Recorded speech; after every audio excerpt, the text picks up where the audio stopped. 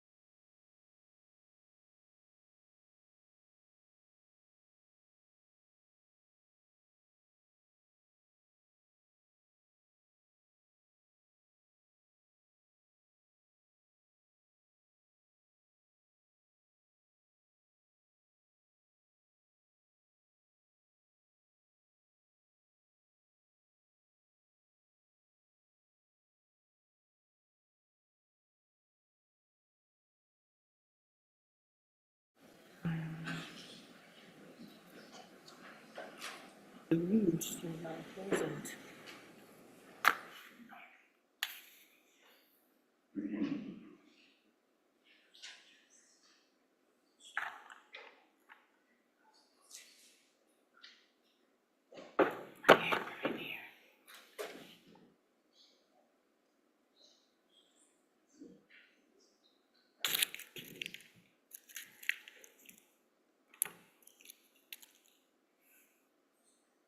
I think it's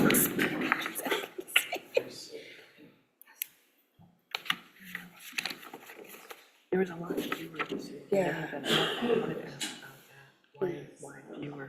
Yeah. Maybe we got. I call to order the regular meeting of the Mount Pleasant City Commission this Monday, March 25th, 2024 at 7 p.m. Please rise for the pledge.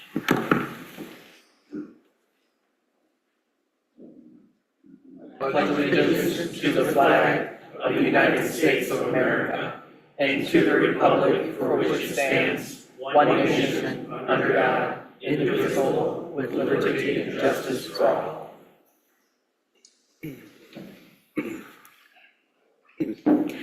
The Mount Pleasant City Commission recognizes the Anishinaabe, whose ancestral lands the city stands upon today.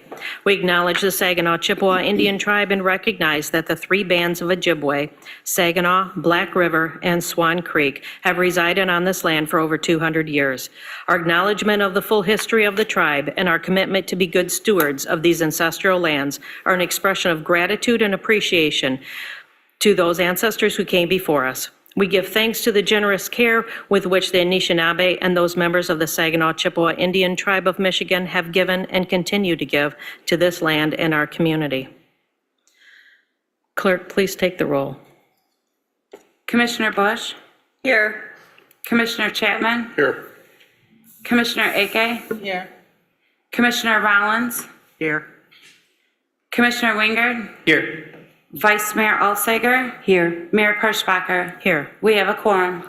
We have a quorum, so the first item of business is proclamations and presentations. And at this time, I have a proclamation recognizing the International Transgender Day of Visibility, and I'm going to ask that Derek Davis come forward.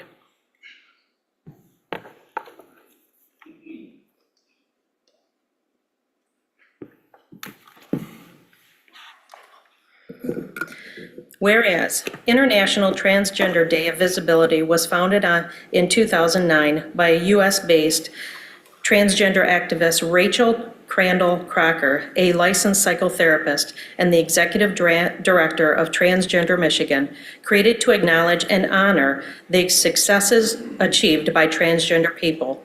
And whereas organizations across the world celebrate International Transgender Day of Visibility as an annual day to celebrate the accomplishments and victories of transgender and gender nonconforming people while raising awareness of the work that still is needed to save transgender lives.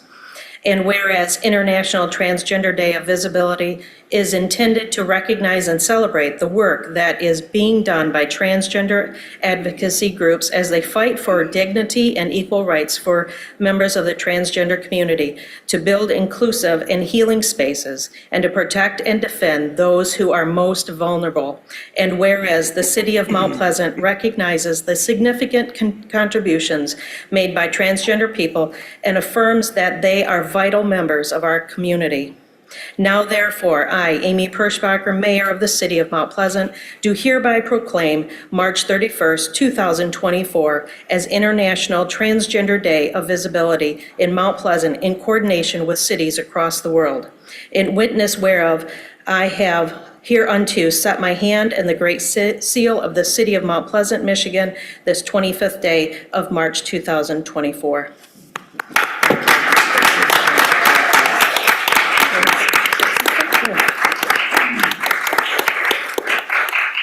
Hello, everyone. Thank you very much for coming. I'm Derek. I am the current Mr. Trans Michigan 2024.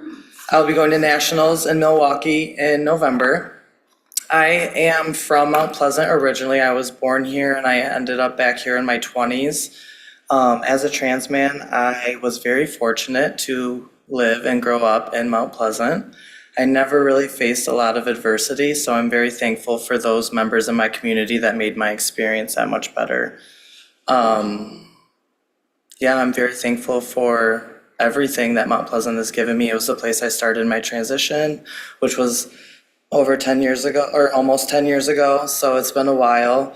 A lot of people who had a very positive impact on me are from Mount Pleasant and really just paved the way for transgender people like myself and others in our community. So thank you very much for this. This means a lot. Thank you. Thank you.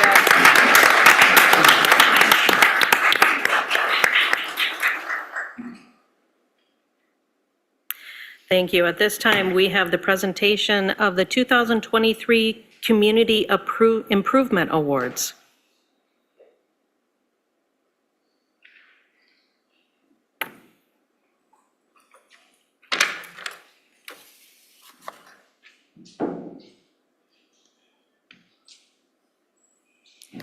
Let me see if I have it. Yeah. All right. So good evening, commissioners. I'm here tonight on behalf of the Planning Commission to present the winners of the 2023 Community Improvement Awards. This effort has been ongoing since 1979.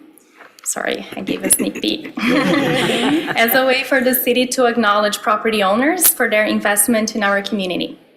These projects, they add value to our public realm and bring pride and joy to Mount Pleasant.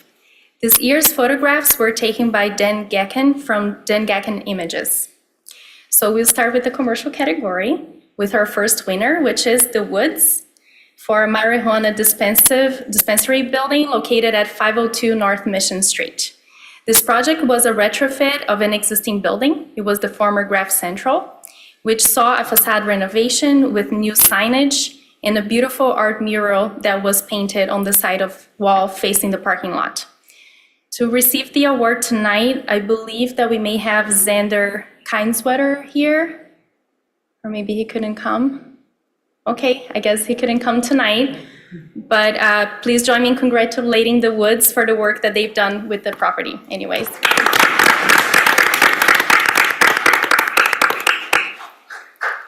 So next, I'll call Chuck and Lee Crespi, the owners of 111 Russell.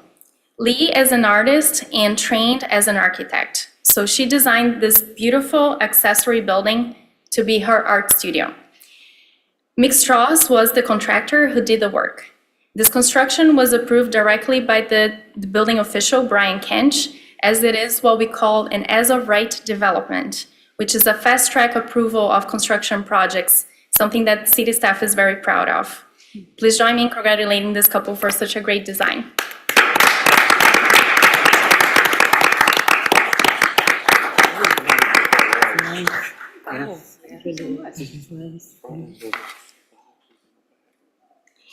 And now I will announce the last winner. This year we had a tie in the residential category. So we also have the house at 207 North Venture, which was gutted and restored with new electrical, plumbing, HVAC, drywall, new roof, vinyl siding for the home and the garage, new doors and a new window. The owner is Hunter Campbell, who did an incredible job with this property. So please join me in congratulating the owner of such great work.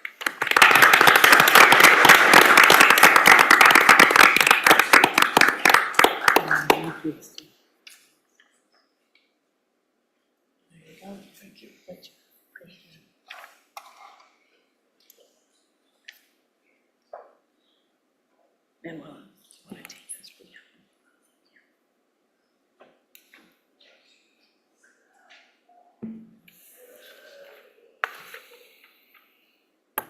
All right, at this time, we have a presentation by Center for Public Safety Management on the fire department and EMS analysis.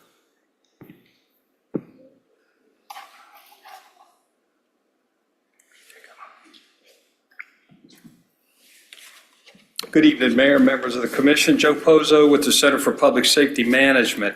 We have been working with the city, I'd say, probably over the last 8 months or so, on an analysis of particularly the fire department. But we also took a look at your EMS provider as well and provided some information. You have what I would say is probably a pretty extensive report, a lot of technical information. And what I'd like to do tonight is just maybe give you a high-level briefing of what our key findings are and some recommendations, some of which you've already started, particularly with your apparatus, and I know some other things. I will start and say that you have a very good fire department here. I think that there are some things that they can improve on, but that's any fire department that we study across the country. So don't take any of those recommendations as something that, that fire or EMS is doing wrong, because everybody can improve.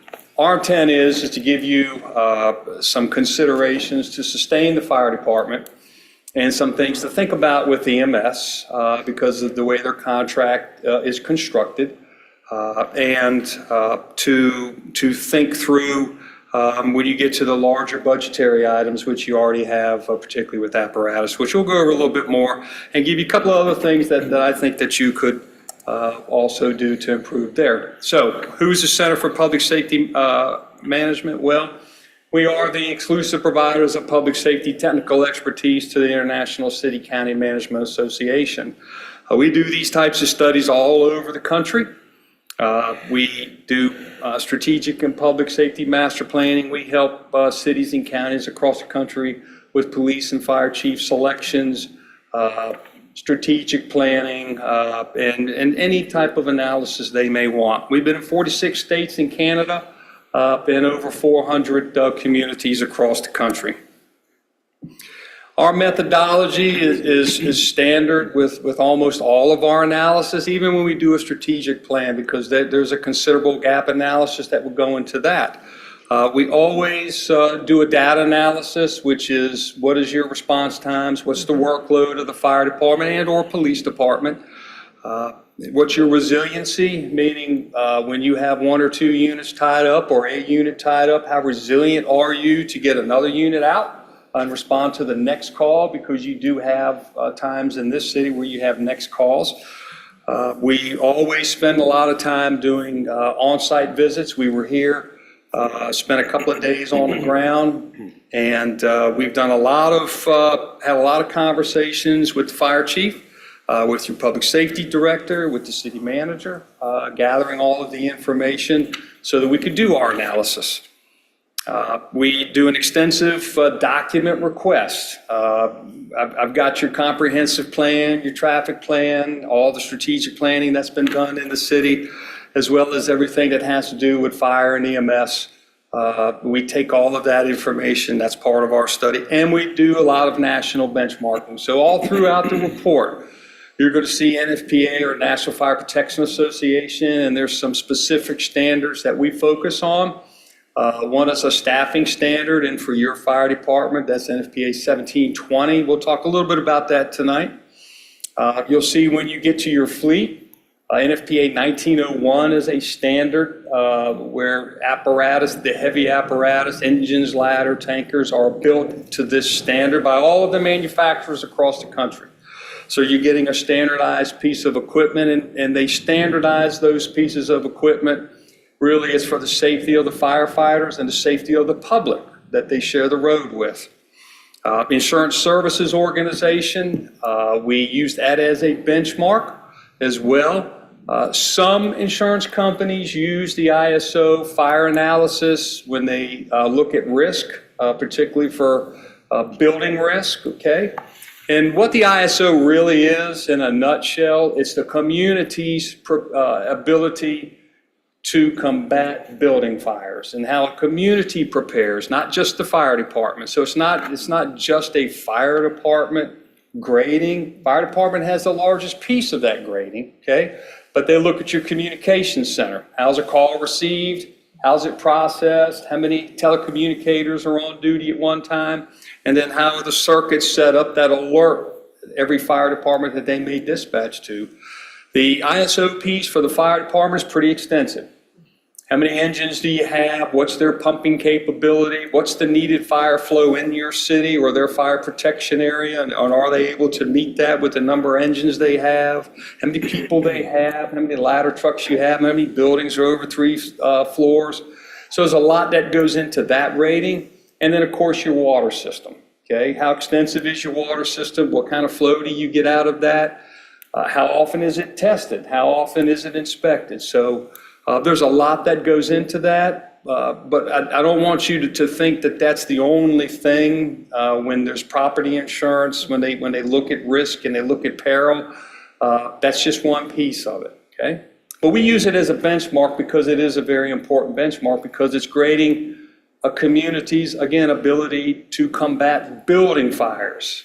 Not brush fires, car fires, those types of things, but building fires. So, our overall impressions. Well, the Mount Pleasant Fire Department provides what we see as a quality fire, first response EMS, right? You get an EMS call, there's certain EMS calls they go to along with MMR, and they do, they provide care to automobile accident patients, people suffering from heart attacks, people just not feeling well. They do respond to those types of calls. They do that very well as well as they do the fire response and all the other related things that they do, okay? And they're involved in a lot of things.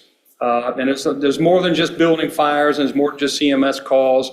And you'll see they run a lot of fire alarm calls. They run a lot of hazard calls, right? Traditionally, when the dispatcher gets a call and they're not really sure who to send, somebody smells something, they see something, they think it's smoke, maybe it's not smoke, they send the fire department, okay? So you have a lot of those types of calls as part of your workload. They're very professional staff. We did not see anything in that would indicate anything else, and we also saw that once they get on the scene, there was no indication that they couldn't handle the emergency that they had in front of them. Overall, they meet the current level of service. MMR meets your EMS provider meets the current level of service under the contract with Isabella County.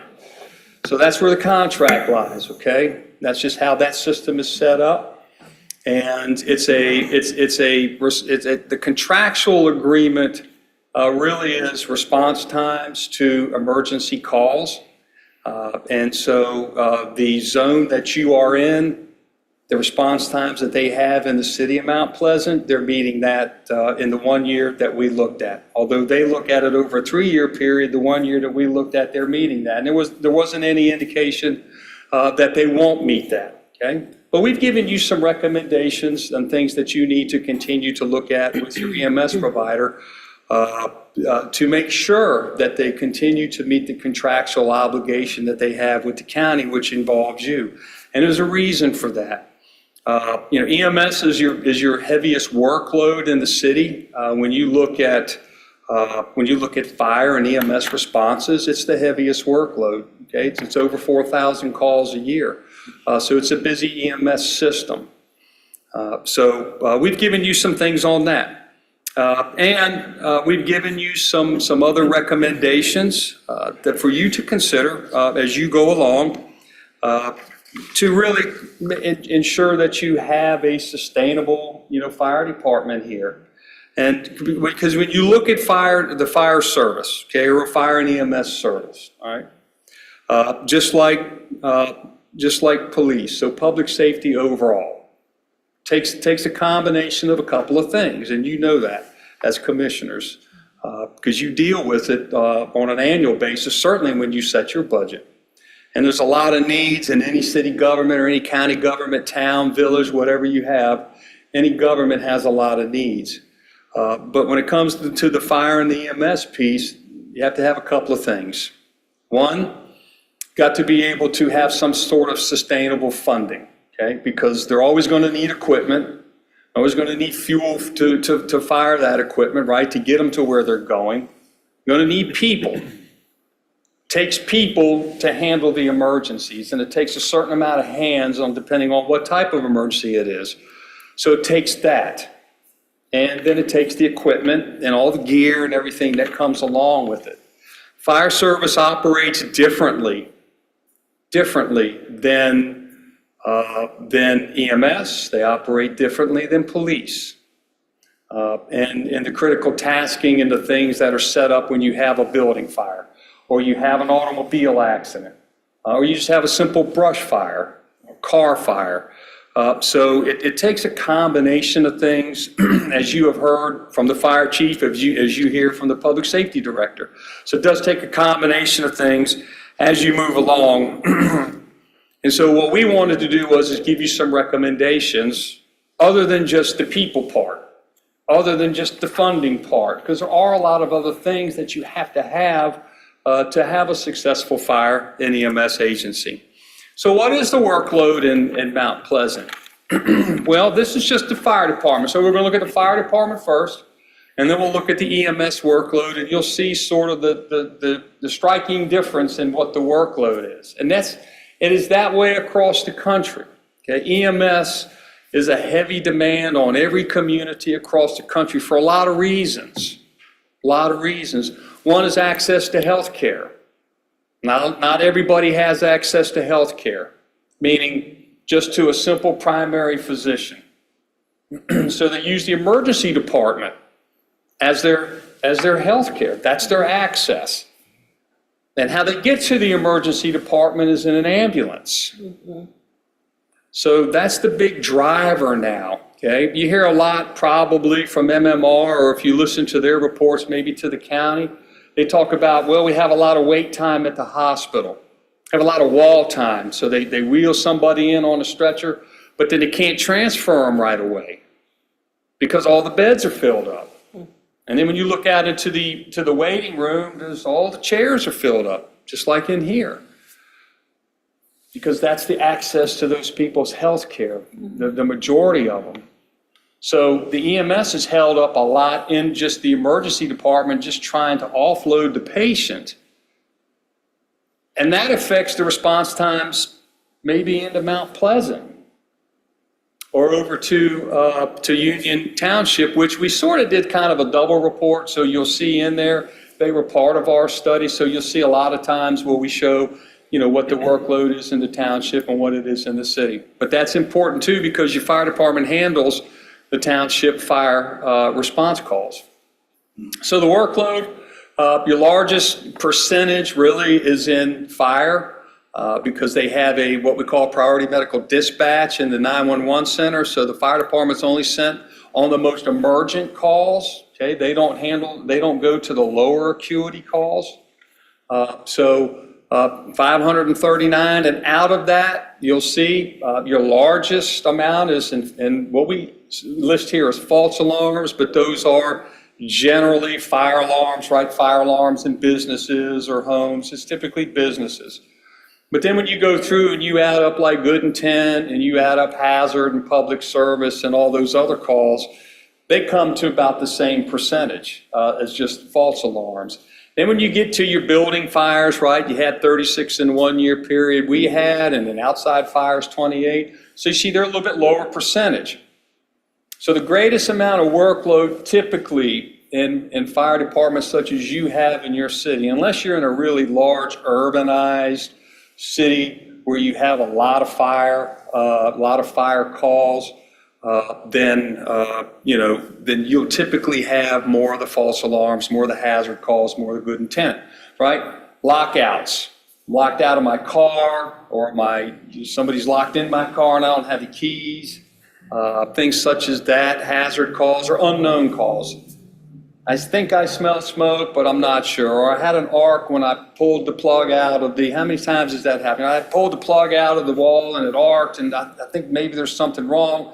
Better have somebody come check, call 911, you get a fire engine, right?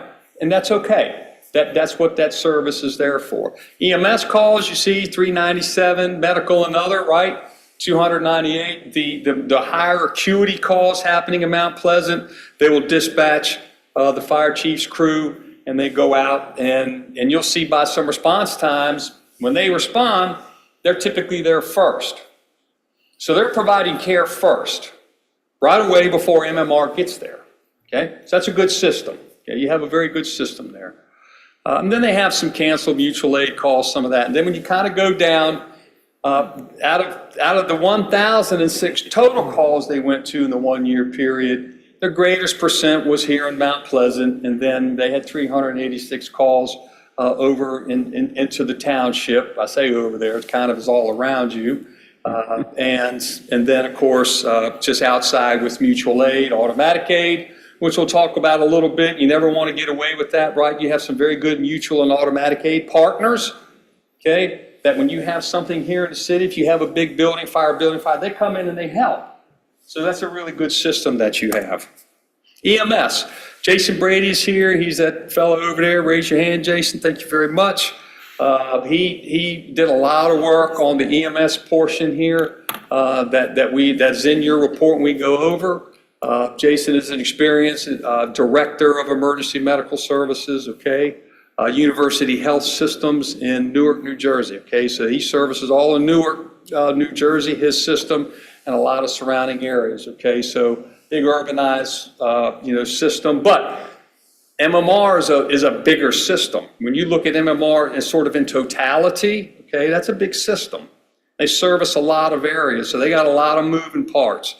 So that's why I asked Jason to help with our study here. So MMR, as I said at the very beginning, our overall impression with MMR is it's a high quality EMS system. They are currently accredited by National Academies of Emergency Dispatch, okay, and their PSAP and all the things that they do. Commission on Accreditation of Ambulance Services, so they're an accredited agency. And accredited through in their education programs, right? Allied health education programs. So you have a very good system here. But what's happening in EMS across the country, okay? Across the country, EMS is having a hard time just recruiting and retaining people. Recruiting and retaining. It's a tough go in EMS. And so, often, large EMS systems and small EMS systems across the country, they run short. They just run short, okay? If they're maybe scheduled for 28 ambulances at peak time, there may be times when they're only running 24, 25, because they're just short, either through vacancies or, can't get people to come back in on their days off and work, those callbacks. So it's very tough right now, just across the country. And other things, right? Just the pure getting to the scene on time in a timely fashion is tough too, because they're so spread out. The less you have, the large area you have, the more spread out you have to be. And that wall time I was talking about, right? They get to the emergency department and they just can't unload. They gotta wait. So. But what we saw was still, MMR is still able to deliver and meet the contractual obligation for Mount Pleasant, okay? And we'll look at that in just a minute. Their workload, you see almost 5,000 calls in just a 1-year period that we looked at in Mount Pleasant and in Union Township. The majority of the calls certainly in Mount Pleasant, okay, because just more and more population, right? So population is going to drive demand, okay? It drives demand for your police department, certainly. It drives demand for EMS, and it's going to drive demand for fire, but not quite as much as what EMS and police work does, okay? Because those are more sort of direct 1 or 2 person calls than a fire call might be. So just a very, very busy, almost 8, 9, 13 calls a day. Okay, they're running just in Mount Pleasant and Union Township. Everybody good with that? I just want to give everybody a minute. I know everybody's looking at that. Okay, yes, ma'am. So they have very good medical direction. Okay, one of the key components in EMS is medical direction, medical director. Every licensed EMS agency, particularly in Michigan, right, and states all across the United States, have to have a medical director. And they're the ones who are providing direction, okay? Here are all the things we're going to allow you to do as an EMS agency and our protocols, right? And that can be, you're going to do all of this, or I'm going to contract it to this, okay? Just depending on where you're at, what type of system you have, and what the demand for certain things are. And EMS today in the pre-hospital setting is doing a lot of things that just 10 years ago they weren't doing. I mean, they're administering whole blood now or parts of blood and plasma, okay, to trauma patients. I think in, not too long, Jason, you correct me if I'm wrong, but, when you're having a heart attack now, right? Just go have all the signs and symptoms, okay? Somebody's having a heart attack, but you look at the EKG and you look at all those waves on there, and there's a segment of waves in there. Once it gets it kind of gets elongated, okay? I'm not going to get into the science of it, but you see that, and we've seen that for the last 30 or 40 years in pre-hospital EMS, right? Put the EKG monitor on and you see it. Well, now, when you're having what they call this ST segment elevation, okay, and your EKG, as soon as that's spotted, right, if you can get somebody to an emergency department or a hospital that specializes in that, okay, you're medicated, they can break up that blockage because they know it right away, and you have a chance of lessening that heart muscle damage, okay, which is really the big that's the big end to having a heart attack, is how much heart muscle damage have I had. So you can really you can reduce that now, okay, just by quickly getting somebody there. It's not going to be too long. Am I right here, Jason? They're going to be doing that in the field, okay? They're going to be administering that medication in the field. Same with strokes. There's going to be a way that they'll be able to tell if you just have an occlusion or if you have a hemorrhage, right? And that's what's creating you having this stroke, right? So the whole big thing about strokes is recognizing that, and the pre-hospital training in that is so much elevated now that you get them to a stroke center, right? And now you're reducing what the impact is on that. So they're all about that at MMR. Their medical direction is all about that. Very good quality assurance, quality improvement program, very good training program, right? So they're following all the industry best practices. And their response times in Mount Pleasant meet the contract. They meet the contract. Your fleet, so we'll shift gears here, right? We'll go to your fleet. When we, even right now, they've ordered some new fleet, right? You have 3 engines, an aerial ladder, 1 rescue, and a water tender, okay? Water tender carries water because you have areas, particularly in the township, that are rural. There's no hydrants, right? So it takes water to put fires out. And the engines typically carry 500 gallons, 750 gallons, some carry 1,000 gallons, right? Kind of a standard engine package. Tenders can carry up to 3,000, 3,500 gallons, okay? So you kind of have to have all of that built into your fleet. Here's one of those NFPA standards here, 1901. Okay, very important standard in the fire industry because this is how fleet is built. This is how the heavy fire apparatus is built under this standard. And again, really it's about safety for the firefighters, and a lot of the improvements over the last 20 or so years has been safety for the firefighters. Airbags, right? All the cabs now got air, just like your car. So there's front airbags, side airbags. The roll cages are much, much better in the cabs of those fire apparatus. They're all enclosed now. Raise your hand if you remember the open cabs, right? If you've seen the open cabs, or the open jump seats where they didn't have the doors in the back where they hop in and they sit. All of that has changed now, and it's all about safety for firefighters. So some of our recommendations, one, over the next year, you've already started that. In fact, as we were discussing this report, just on it, we had a Zoom meeting one day I had with the manager and your public safety director. We were talking about fleet, and he was holding up notebooks and he was going through a lot of stuff, right? What do we do? And I said, hold on, because we've got some, really good recommendations for you on that. So one thing you always want to have an apparatus plan because they cost a lot of money. You probably just approved some, right? So you know what they cost. They're not cheap, and they're not going to get any cheaper. I mean, that's just the way that industry has gone now. And so in that plan, what you really kind of want to focus on is what's going to be frontline, what's going to be reserved. But then when you get to a certain year on your frontline apparatus, you can make some choices. Fire chief can make some choices, the manager, the commission, whoever the city commission is, you can make some choices.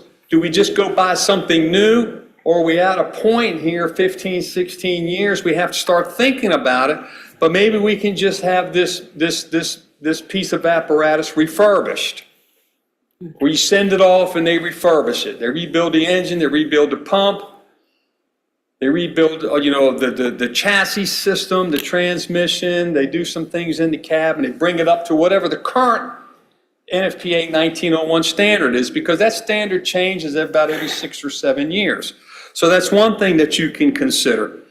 You certainly, when you get to the 20 or 25 year mark, you got to make your mind up. What are we going to do? And if you have anything now at the 20 to 25 year, and I put that in there at the time because you had 1997 ladder, and you have a 1997 ladder. So that's several NFPA standards in the rears of what's safe. And they built them different in 1997, much different, okay? So that's an important thing to always remember, okay, as the age and the older they get. And then the NFPA standard does not recommend anything at 25 years or more to even be on the road. Because the safety things and taking into consideration first and primary is, these are heavy apparatus and they share the road. They share the road with you every day and all of your citizens out here. So things to keep in mind. Combining apparatus types, which you did. You bought an engine that's kind of a rescue engine, right? So you have this rescue and you have an engine. And so now you're buying one, okay, as a rescue engine. And that is probably one of the greatest things that fire apparatus manufacturers took into consideration as they made all of these improvements in the last 20 years. So these rescue engines have been around for probably 30 years, but they were just regular engines, the regular compartment space. So they were jamming stuff on there, and they had stuff all up on the top. They built these racks over the hose beds just to carry everything. It just didn't have a lot of compartmentation. But what you bought, a puck, Chief, right? PUC, a Pierce puck. They have engineered the pump in a different way so you can expand all of the compartmentation. You've got compartments on the top, coffin compartments, we call them, on the top. You can put stuff, and you can still get a 750-gallon tank on those, and a 1,500-gallon-a-minute pump, okay, 1,500-gallon-a-minute pump. So you got all the firefighting stuff.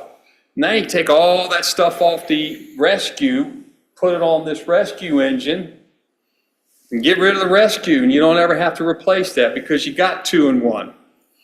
Another good I think solution that you can consider, and I think the chief is considering, and the public safety director is considering. We had a little talk just before the meeting. You have a tanker, right? You got a water tender. You got something that just carries water, okay? And then you've got an engine.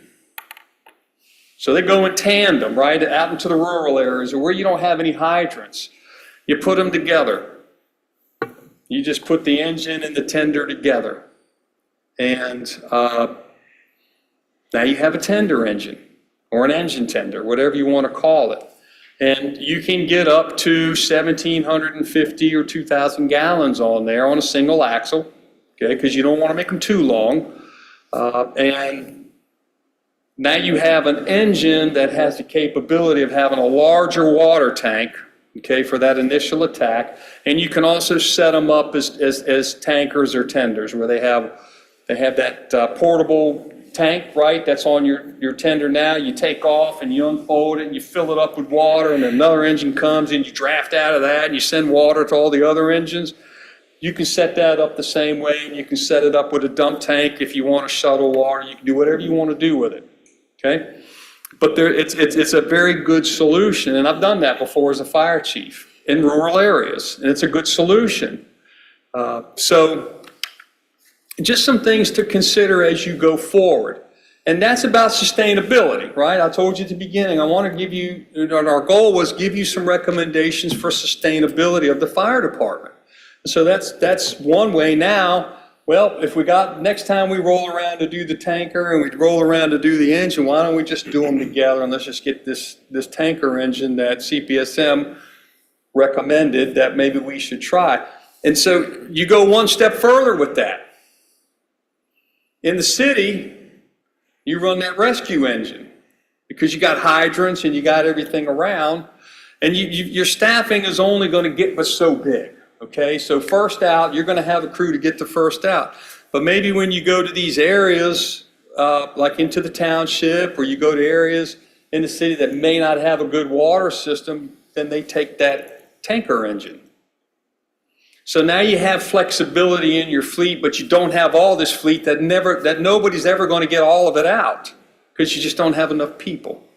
So that's kind of what you have to think through. What do we have? How many people are we ever going to have? And so let's be smart and let's be compact and let's do this as efficient as we can. Training and education. We did find some deficiencies there, and it doesn't mean you have a deficient fire department because there's a lot of things that go into what the training is, okay, and what the training regimen is. The chief has a good training plan, but when the ISO comes in, they look at some other things, and so and these are some very important things they look at. How much live firefighting training are you getting in a year or 2 years or over a 3-year period? And the ISO standard is every firefighter should have 18 hours a year of this what they call facility training, but really it's going to a burn building or getting an abandoned building here in town and using that. Right? You could put fake smoke in there, you can do whatever you want, but it's that preparedness for building fires. Okay, so they were deficient in that.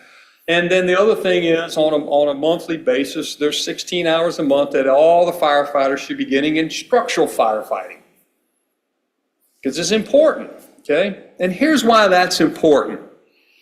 Car fires today are a little different, okay, than the car fires of just 5 years ago, 10 years ago, right? These lithium batteries and all the things that are going on with those, okay? They're hard to put out. They don't go out with water. It's kind of like the old Volkswagen, remember those? With those magnesium engines, you put water on those when they were burning, and it was like fireworks, okay? So you had to have a little different tactic. Well, it's full circle again. Now we got lithium, now we got all these batteries, okay? And you just can't put them out. So you got to train on that, and they have to be prepared for that. But building fires are typically anything with a building, that's typically where you get a lot of injuries to firefighters, and that's typically where you see a lot of firefighter fatalities. It's in building fires. And it's not just, let's pull the hose and go in the front door. It's sizing it up, understanding what the smoke looks like, the color of the smoke. What's the smoke doing? Do I see any fire? Or do I just see dark smoke? Where is the smoke? When you look in the front door, right, what's the level of the smoke? Okay, if it's all the way down to the floor, and you've had a lot of smoke in there for a long time, okay? So you do have something going on, and it's about understanding that. It's about working in teams and know how to work in those teams. Know how to work with 3 or 4 other firefighters or other crews, okay? This 2-person team or that 2-person team. You can't do it by just talking about it. You've got to have those sort of multi-company drills where everybody's sort of doing all of these different things at once, as you would do on the fire ground. And that's what this training is about, and that's why we say it's important. That's why we say it should be made important. And it should be focused on always. But it's difficult to get to a burn building if you don't have one in your community. It's just difficult to get to those. You just have to plan it and you have to organize it. And there may be some additional funding that may have to be put to it. Okay, so you make sure if you're taking the on-duty crew, do you have to bring people in to cover? Or do you bring people in on their days off? So there's just some things, and the paid on-call people, right, you're going to have to take care of them. But there's just different things you have to put into that. but it doesn't mean you don't do it. Got to make sure that you do the evening and the weekend training. That's important for the paid on call, okay? So there is some dependency here on the paid on call staff. We're not to the staffing yet, but let's talk about it. So you have 3 people assigned to every shift. The minimum's 2. Typically, the minimum's 2. Somebody calls out or they're scheduled off, okay? So the minimum's typically 2. And so you're depending on the paid on call people. When we get to this, we're going to see a chart here when we talk about just NFPA 1720. If you get a fire in an urban area, a building fire in an urban area or your suburban areas, that's 10 or 15 people is what they're saying you need to be able to collect. So you're depending on these paid on call. You're depending on your automatic and mutual aid, right? So your fire departments around you coming in and helping you. So there's a lot that goes into it again. So that's where all that last slide training comes in. It's how do you develop and how you work these crews to be really effective and efficient on the fire ground. Continue to budget, help the chief develop and budget for fire officer training. It's very important, right? Incident command. The officers are the ones who are looking at that building and should be doing the size up. The officers are the ones who are making those decisions on the fire ground. Includes the chief. Includes any subordinate officers. Okay, they're making those, they're the incident commanders. So you want to continue to invest in their knowledge and their skills, developing their skills. Do this, high-intensity training that I was talking about at live fire training centers, or if you can't get those, see a building come up downtown, or you see somebody's house, they're going to tear it down, build another, whatever. It's vacant. You just work with whoever the owner is, say, can we borrow that? We want to cut some holes in the roof. We want to cut some holes in the walls. We want to go in there, put some fake smoke and crawl around and do all the search and rescue things, right? It's important. It's important. Because when you show up on any kind of call, it's got to be second nature. All of it. All of it has to be second nature. And the only way you make it second nature is you train to all of those things and challenges and issues that you're going to face when you're on the fire ground. There's just no other way to say it. It's got to be second nature. And for the incident commanders, it's got to be second nature, because it changes. Fire ground changes all the time. Changes in police work, right, Chief? Changes all the time. They can go serve a felony search warrant right now. Go serve one, okay? And you know how they get all ready to do that, because you're not playing around. That's a felony search warrant. So they already know they probably have somebody dangerous they're going to go serve a warrant on. They just don't send one person up there. They have a team of people that go. And they all know and they're all ready to react to something that's going to happen. It's the same thing in the fire service. And get them over to the National Fire Academy. National Fire Academy pays it's free tuition. It's in Emmitsburg, Maryland. Emergency Management Institute, they have them both, they're side by side on that national training site. Doesn't cost anything. They pay your airfare. Only thing you got to buy is your meal ticket. And I don't know what that is anymore, but it's not that much. $200 maybe, $225 for a 2-week class, 1-week class. That's all you have to pay for. They reimburse you for everything. They want you there. It's that important to them to get all these people from across the country. Get everybody in there. They want you there. They pay for it. Level of service. So remember I told you at the beginning, right? It takes money, takes people, takes equipment. Okay, so there is a level of service in the fire service, and there's 2. There's the NFPA 1710 standard, which is for a predominantly career fire department. And then there's the NFPA 1720 standard, predominantly volunteer fire department. So you're paid on call. They're volunteer firefighters, okay? And you reimburse them, right, for when they come for training. You reimburse them for meetings. You reimburse them for when they come to a call, okay? So you're a 1720 department. And when they look at a 1720, even a 1710, the response, the typical response for a 1720 department is a 2,000 square foot home, no basement, okay? And no real exposures on the sides, okay? So you have, and we just drove through here, you have a lot of 2,000 square foot homes, correct? And below. And below. And then you have some that are bigger. You have some that are bigger, and you got a lot of other kind of buildings, right? You got a whole university. It's got dorms, okay? And you got business, you've got industry, you've got a lot of things here. However, your biggest risk are single-family dwellings.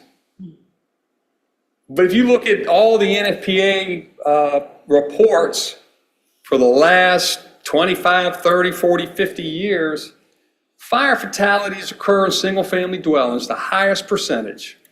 Residential single-family dwellings. That's where they occur. For a lot of different reasons, okay? For a lot of different reasons. You got a lot of vulnerable populations still. They still live in their single-family dwellings, okay? And there's just a lot of reasons. They may not have working smoke detectors. I mean, take your pick. Take your pick why that happens. So we'll focus on that. So here's what the standard says, okay? What we would sort of benchmark Mount Pleasant Fire Department against. In an urban area, which you have some considerable urban area, right? And that's just based on population greater than 1,000 people per square mile. What the standard says is 15 people in 9 minutes, 90% of the time. So collect 15 people in 9 minutes, 90% of the time. Suburban area, you got a lot of suburban area in your city. You're either urban or suburban in the city. The township has urban, it's got suburban, and then you get into some rural areas, okay? But you're familiar with that. So it's suburban is 10. So you're in a 10 or 15 in Mount Pleasant. 10 people, 15. The reason why the urban is more because an urban population is more densely populated. So the whole idea is we got to get there. The whole idea with this standard and the 1710 standard is get there before the fire flashes, okay? And before the fire moves now from the room of origin out and to now into the building of origin, okay? So it's before it moves out of that room and it gets out here. That's what you want to try to do. You want to get it before it leaves the room of origin. That's the goal in firefighting. So when you pull up and it's out of 2 or 3 windows, it's out of the room of origin. Now you got more work to do. It's in the room of origin, you got a lot of smoke, but you probably can contain it to the room of origin at that point. So 10 or 15 people. So remember, you have 3 assigned. I'd say generally if somebody's off, okay, generally if somebody is called in or what have you, you could be at 2, all right? So what we are trying to build here, and what we're trying to tell you what you want to achieve, okay, with that. So some things you want to be able to achieve. Certainly your goal is this. Suburban area, get 10 people there. Urban area, get 15 people there. So now you're really relying on your paid on call and your automatic and mutual aid coming in, right? Because you have maybe an engine coming from here, an engine coming from here, you got your engines going. So you want to be able to try to achieve this. So we talked about this a little bit. We know how this works. You do have a program that goes on during the week. And it may not be necessarily like this, okay? But you have a rental inspection program, okay, that the fire department does, which is a very good thing, right? They go in and they do these inspections, right? All the smoke detectors are working. They make sure that, you know, there's nothing electrically that they can actually see, okay? So there's some standards that go into these rental inspections because These aren't the owners moving in. So you want to make sure it's safe for them. There's nothing wrong with that program. I think it's great. But when you get down to 2, okay, they're generally now going to take the engine and go. If it's close, there could be a time or two they may take just to pick up and go do something, okay? But they're taking an engine. So you're taking a heavy piece of apparatus and you're going out and you're doing inspections. So when an alarm comes in, right, you can respond. And I think it's very important that you never go with 1. Should at least have 2. The 1720 standard in the report, okay, where we get into really, you know, the nuts and bolts, okay, they want always, okay, working in teams of 2. Even with the paid on call people, if they were to respond in their cars to the scene, you want to make sure that you come to report to command. I'll pair you up with somebody and I will give you an assignment. I'm the incident commander. You 2 show up, thank you. I get your accountability tags, and now I have an assignment for you. Go in the front door and do search and rescue. Okay? I know where you're at. I'm going to write you on my board as doing that. And so you're working in teams of 2. Those are the responders as well in those engines, okay, in the ladder, in the tank, or whatever. You want them to be teams of 2. Okay, it's very important. You never want to send an engine out or any piece of apparatus out by themselves because they're driving, they're backing, they're getting down tight alleyways, or they're backing up to a water. They're doing something. Next thing you know, they backed into something, or they rolled it in a ditch, or they've done something, and you don't want that. And it happens, okay? I'm saying it that way because if I don't, then I'm just telling you, those are all things that have happened, that I've been around because of 1 person. So what needs to be achieved? Okay, what needs to be achieved? Well, what we think is 2, at least 2 all the time, at least 2 all the time of your paid staff, right, in the station, or 2 people. It could be a combination as well, right? Because this is about sustainability. This is about efficiencies.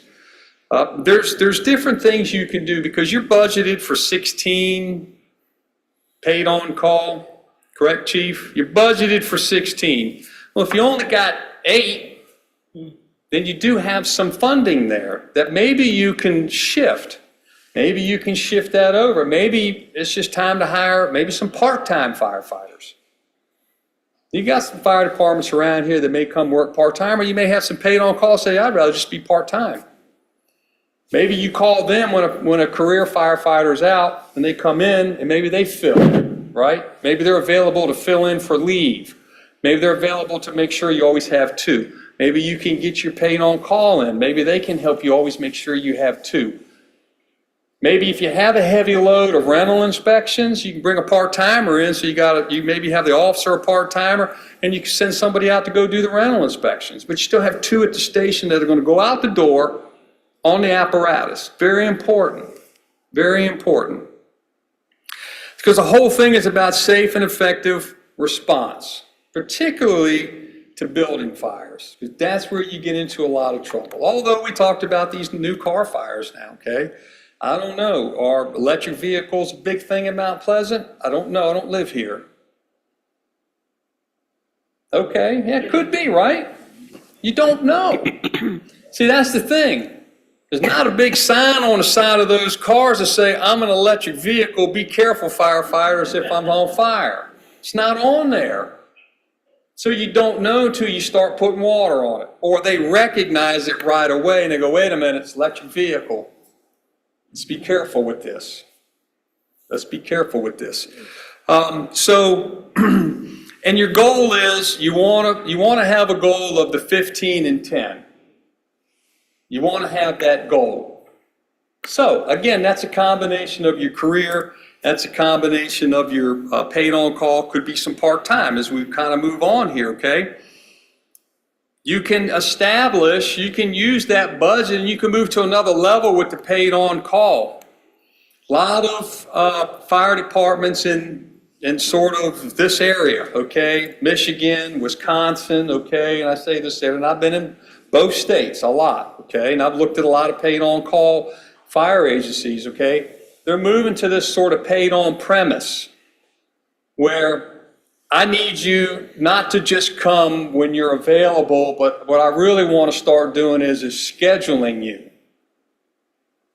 right? But I'll compensate you. I want to schedule you sort of paid on premise. So they get a stipend for being there, and then maybe the paid per call kicks in if you get a call. But you could do them in the evenings when they're available. You could do them on Saturday and Sundays when they're available. You could do them in the weekday when they're available. And then it gives the chief some flexibility in his rental inspection program and his training program and all the things he's trying to do.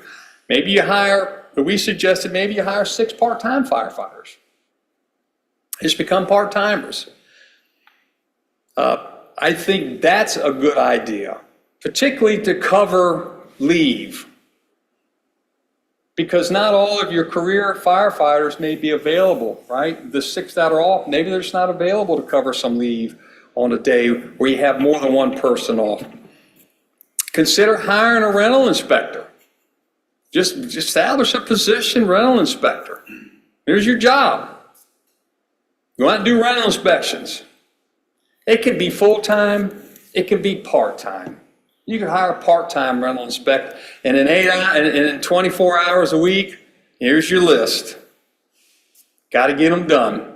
And then the chief has flexibility, and then maybe the chief, if it's a Monday, Friday, and the part-time rental inspector isn't working, he may have some flexibility. He can go finish them up.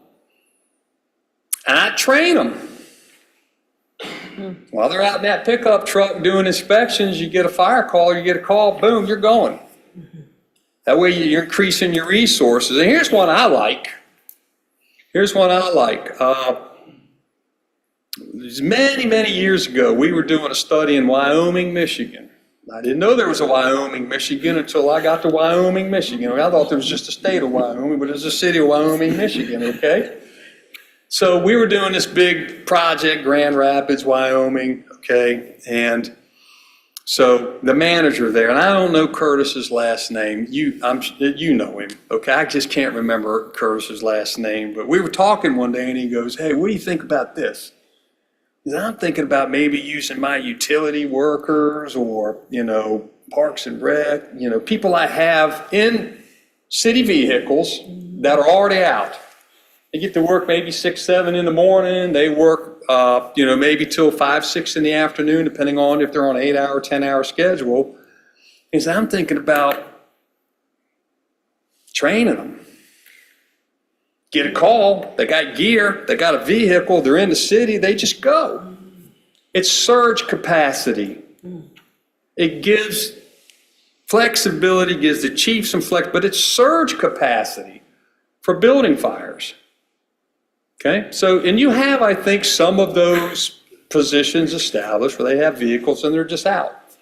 And they may want to do it, or they may not want to do it, okay? But it's an option, okay? But it gives you some really good surge capacity.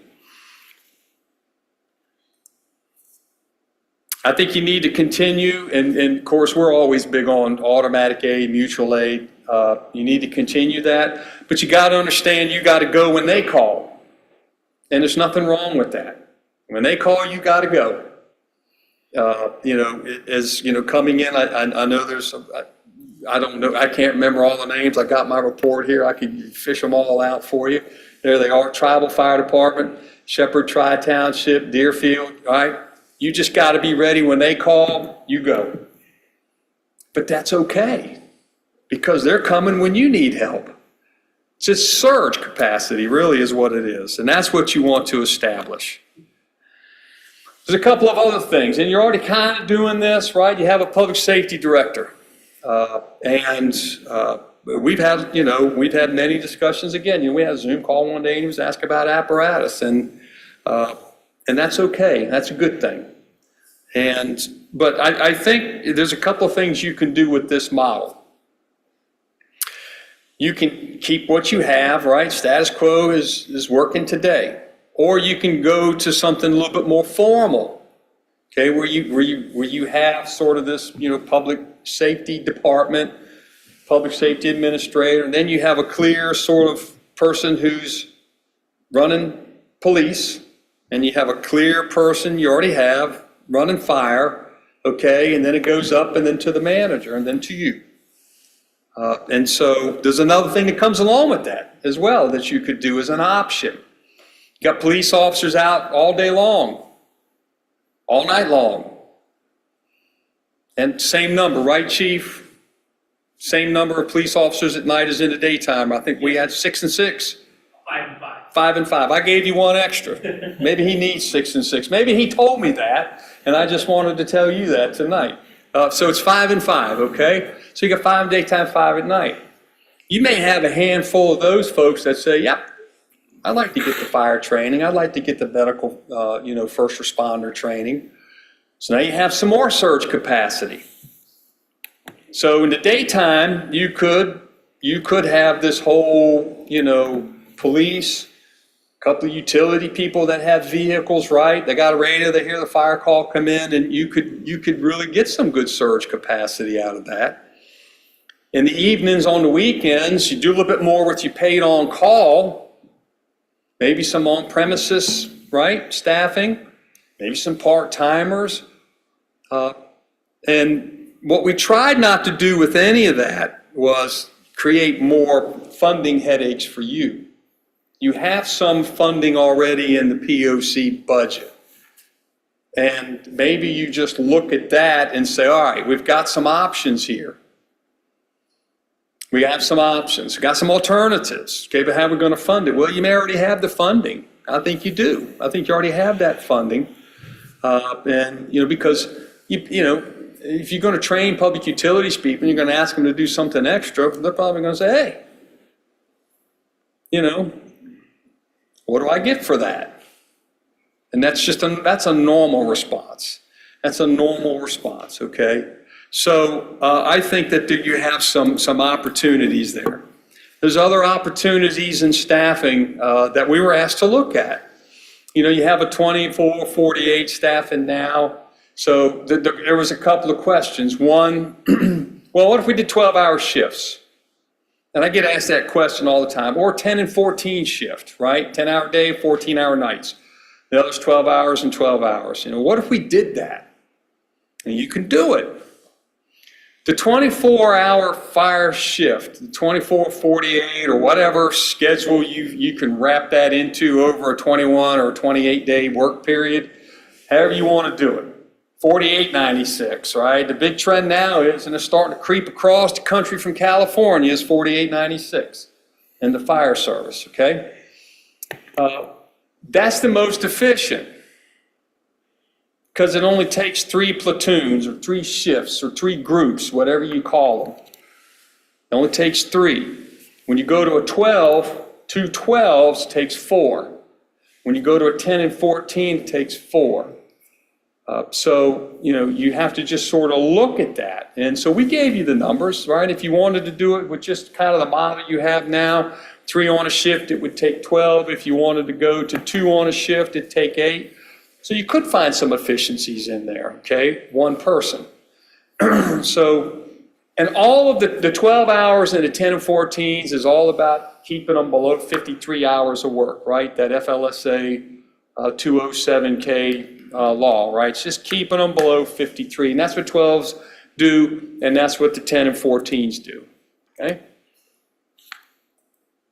A couple of other recommendations. There was 20-some recommendations in the report, okay? We're not going to go over all of those. You have a lot of business to do tonight, but there's a couple of things I think are important, so I wanted to point them out to you. One, fire department needs to do a strategic plan. They need to do a strategic plan, 5-year strategic plan. And a 5-year strategic plan is good because it helps you with budgeting. Because you have some forecasting you do here. The manager does forecasting. He does all of that for you. This will help. We've done the gap analysis. You've got it. And the report, the gap analysis is done. Chief should be able to take that, right, involve his agency, his paid on call, all the community, get a real community-driven strategic plan. And get your near, your mid, and your longer-term goals. That's important. That's where you sort of crank that, right? tender engine in, right? In year 3, we know we got to replace this, this, and this. Let's do this. We know we have to do this. Let's do this. Let's move to some part-time stuff. Now, I know you have a collective bargaining agreement, so I know paid on premise, part-time, all of that all has to be negotiated. I know that. I've negotiated a lot of union contracts, so I understand that. But doesn't mean that you don't want to put it on the table if that's something that you want to do. Good performance measures. Not just how many, right? How many hydrants did we inspect? Well, that's good information, right? How many calls did we run? That's good information. You want to know those kind of things. I always kind of like to look at, well, what percent of the time did we pull up on a building fire, did we hold the fire to the room of origin? How many times did we pull up and it was beyond the room of origin already? Because if it was in the room of origin but we couldn't keep it there, then that tells us a couple things, right? That's the training piece. Took us a while to get things. It could be a staffing issue. Well, we didn't get 10 people on a Suburban. We only got 6. And I've laid out in your report the percentage of times you were able to get 10 or more people, okay? It's in the report. And it's not like you're getting 70 or 80 or 90% of the time are you getting 10 people on a building fire. You're not. You're not, okay? So it could be that. But those kind of performance measures should make you go back as a fire chief and go, well, I gotta look at something here. We ran 300 EMS calls, right? So there should be those higher acuity calls. Well, how many times did we initiate CPR? How many times did we pull the AED out and we defibrillated somebody? And then what's the percent of the time on our quick response did we convert somebody? Don't you want to know that? Those are the good statistics. You already know how many calls they run. You know how many hours of training they're doing. You want those other types of those statistics. Go back and look at your standard operating procedures and policies and procedures. You got some that are 8, 10 years old, right? So you got to refresh those things. Laws change, fires change, right? You got this whole car fire this is the 3rd time we talked about tonight. I said it 3 times because that's important. If you look at the videos of what happens when I was watching one the other night. Firefighter. And the whole story behind it was a new firefighter, right? She's walking up and you can hear the officer telling him it's an electric vehicle. This is what you got to watch out for. As soon as he put water on it, it looked like fireworks. So you just have to keep up with contemporary fire service, keeps up with contemporary fire service items. Get a health, safety, and wellness committee. It's important. There's a lot of things going on in the fire world today. What's the turnout gear treated with? Carcinogens, okay? That's big. Just falls, just health and safety in general in the fire service. So get a group of people together, form a committee, career, paid on call, okay? I always say when you start a health, safety, and wellness committee, involve human resources because that's who's managing your risk anyways. Get them in there. You want to look at injuries in the fire service and you want to prevent them because you want to keep people to work. The biggest thing that firefighters can do is show up for work every day. That's the biggest thing you can do for me as a fire chief. Just come to work. And when you're walking in the door and you're healthy and it's safe, I want you to leave the next day and it's healthy and safe. Because the last thing that you want to be notified of is what? What's the last thing you want to be notified? We have a firefighter who's been severely hurt and injured, or we have a fatality. That's the last thing you as a commissioner wants to hear. And it all starts with all this training and health and safety and the committee work and all of that. Continue to respond to the higher acuity EMS calls, and I would say get with MMR, get with how they got that stuff laid out. you probably ought to be going to some more. They're running 3,000 plus calls in this city, and you're going to about 10% of them. There's got to be more high acuity calls at least being processed.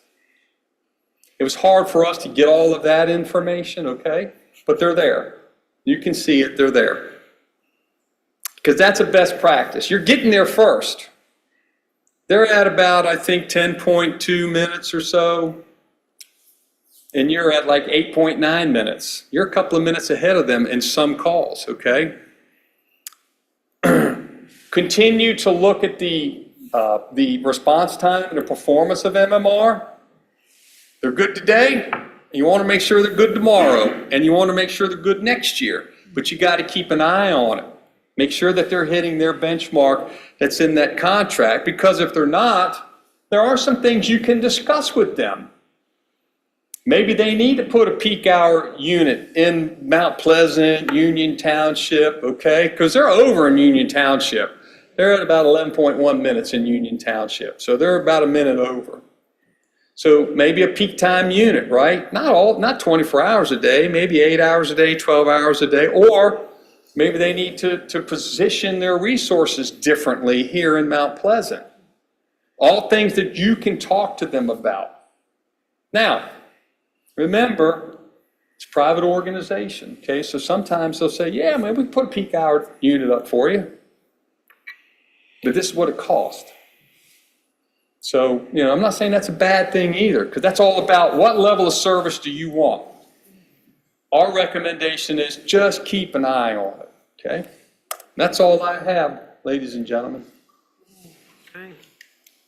Thank you so much. Are there any questions? Yeah. I was looking through, that was a long report and I read most of it. 'Cause I was very Congratulations, thank you. interested. And I did notice, one part of the report said that it talks a lot about assistant chief. And it says the assistant chief's position is addition to typical fire department oversight. It also involved oversight of the code enforcement activity, fire marshal, community risk reduction, the rental housing inspection program, and department training. And I know those are a few things that you had mentioned, the rental, and the training. And so I just wonder what your thoughts are about that position, if that's something that we need, because we had that, and then there was a retirement, we didn't fill it, and so, but then there wasn't anything either about the trap, neuter, and release program, and I'm not sure what part of the fire department does that, if that's the code TNR? enforcement. Yeah, so You there's. talk about cats? Yeah, yes, yeah. But that's part I of. know about that. And so, I'm not sure what part of the fire department Okay. that falls under, and then the Mista Grant administration too. You do I don't know. TNR? Okay, all right, Yeah. okay. And so, and then there's we have a Mista Grant administration, and so that wasn't in there either. And so I'm just wondering if the assistant position is a position that it seems to be needed. Couple of things, all right, couple of things. One, it's a vacant position, that's a local decision. And we redirected to that option of a public safety administrator, like just adopt that, just say this is the direction we're heading. And so then you have a fire administrator and a police administrator, okay? And so in that model, the fire administrator sort of takes on the more of the functions where that assistant chief would, okay? Because you have that public safety administrator up here that can take on more of what the police and the fire administrator would, and it gives them time just to really focus on the operations of the agency, which is the training, which is code enforcement, which are all of those things, the day-to-day operations, okay? And not as much the more administrative things, okay, that the public safety administrator can do. Sure. So that's an option, but that's a local decision. Now, trap, neuter, release, Maybe you didn't tell us you did that one, Chief, or maybe you did, but I'm familiar with TNR, okay? I was the public safety director in a large county in Florida, and I had animal services. I know all about TNR. I know all about the people that are involved in TNR and what goes into TNR, and we had a vet. So we were doing all of that for the people. They show up every morning, 7:30, 8 o'clock, man, and we'd have 10, 12, cats that they would bring in, and then we serviced all that. So what would you like me to tell you about that? Well, I just yes or wondered- no, or should you or shouldn't you? No, I think, I assume there's a lot of work that went into this, and it seems like a lot of the things that you've said that we're needing are things that, and now it sounds like you're saying instead of getting assistant, there should be, instead of a step below, there should be a step above. I mean, what difference is that other than we're paying the step above more, right? If the job can be done by the way we've had it in the past, where if the assistant did those things, the code enforcement, because either way, it seems that with the recommendation of the stuff in the report, somebody needs to be hired. We don't have enough people. Right, with whether it's a rental inspector, whether it's 6 on call or 6 part-time. So to eliminate a lot of that, it would seem if we moved back to the assistant fire chief that we had, that filled a lot of those roles already, especially with training. If the assistant fire chief did all the training, and it seems that we're lacking in training in a lot of areas, and we're lacking in the personnel to do the inspections, and we do a lot of inspections. It would just seem that it would be more cost effective to, instead of hiring somebody above a position, to hire the assistant that we had. So I just wonder, I'm not a professional in this. I will tell you, That's what I will asking tell you, a couple of things. You don't want your assistant chief to do the inspections, because that's not what that position is designed for, okay? And agencies that have an assistant chief or a deputy chief, okay, that is to run the day-to-day operations of the agency. That's what that job is, particularly when you only have one, okay? So you run the day-to-day stuff. You have sergeants. You have sergeants that by rank, by being an officer, should be responsible for the day-to-day activities of that company. Okay, so when the group comes to work, they should be laying out training, make sure everybody's getting their training done, rental inspections, if that's still the program, this is what we got to do today. But we also have these other things, okay? And here's what we're doing as a drill, and here are all the standards we have to meet. So that's the company officer's job. And the fire chief's job, okay, in that model, fire chief, assistant chief, okay, fire chief's job should be focused on strategic planning, performance measures, the budget, the fleet plan. Are we getting all the things done we're supposed to be doing? Like, are we getting all the training done? Are we getting all of the inspections done? Are we getting all the TNRs done? Okay, how are those programs going, right? So assistant chiefs is just reporting up. This is where we're at. Strategically, then, is the fire chief. This isn't going good. We have some deficiencies in our ISO report. How do we attack that? What do we do? What plans do we put in place? But then you have to rely on those other officers. So what we moved to was, you've already got a public safety administrator, okay, and it's got to be police, public safety administrator, police, fire. Worry about, here's all the plans, okay, here are all the things, here are all the programs that and how are we doing them? And in that model, the fire chief and whoever the police administrator is, they're running the day-to-day stuff.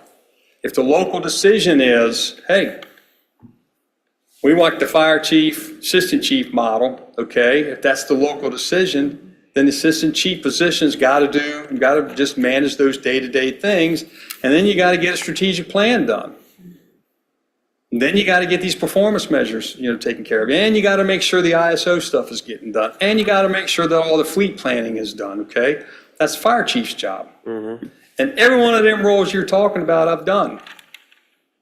I've done what Chief Laurie is doing, okay? I didn't have law enforcement as a full-time position, but in the beach, the 47 miles of beach we had, when I was the public protection director, they did all the law enforcement on the beach. I had to keep an eye on that.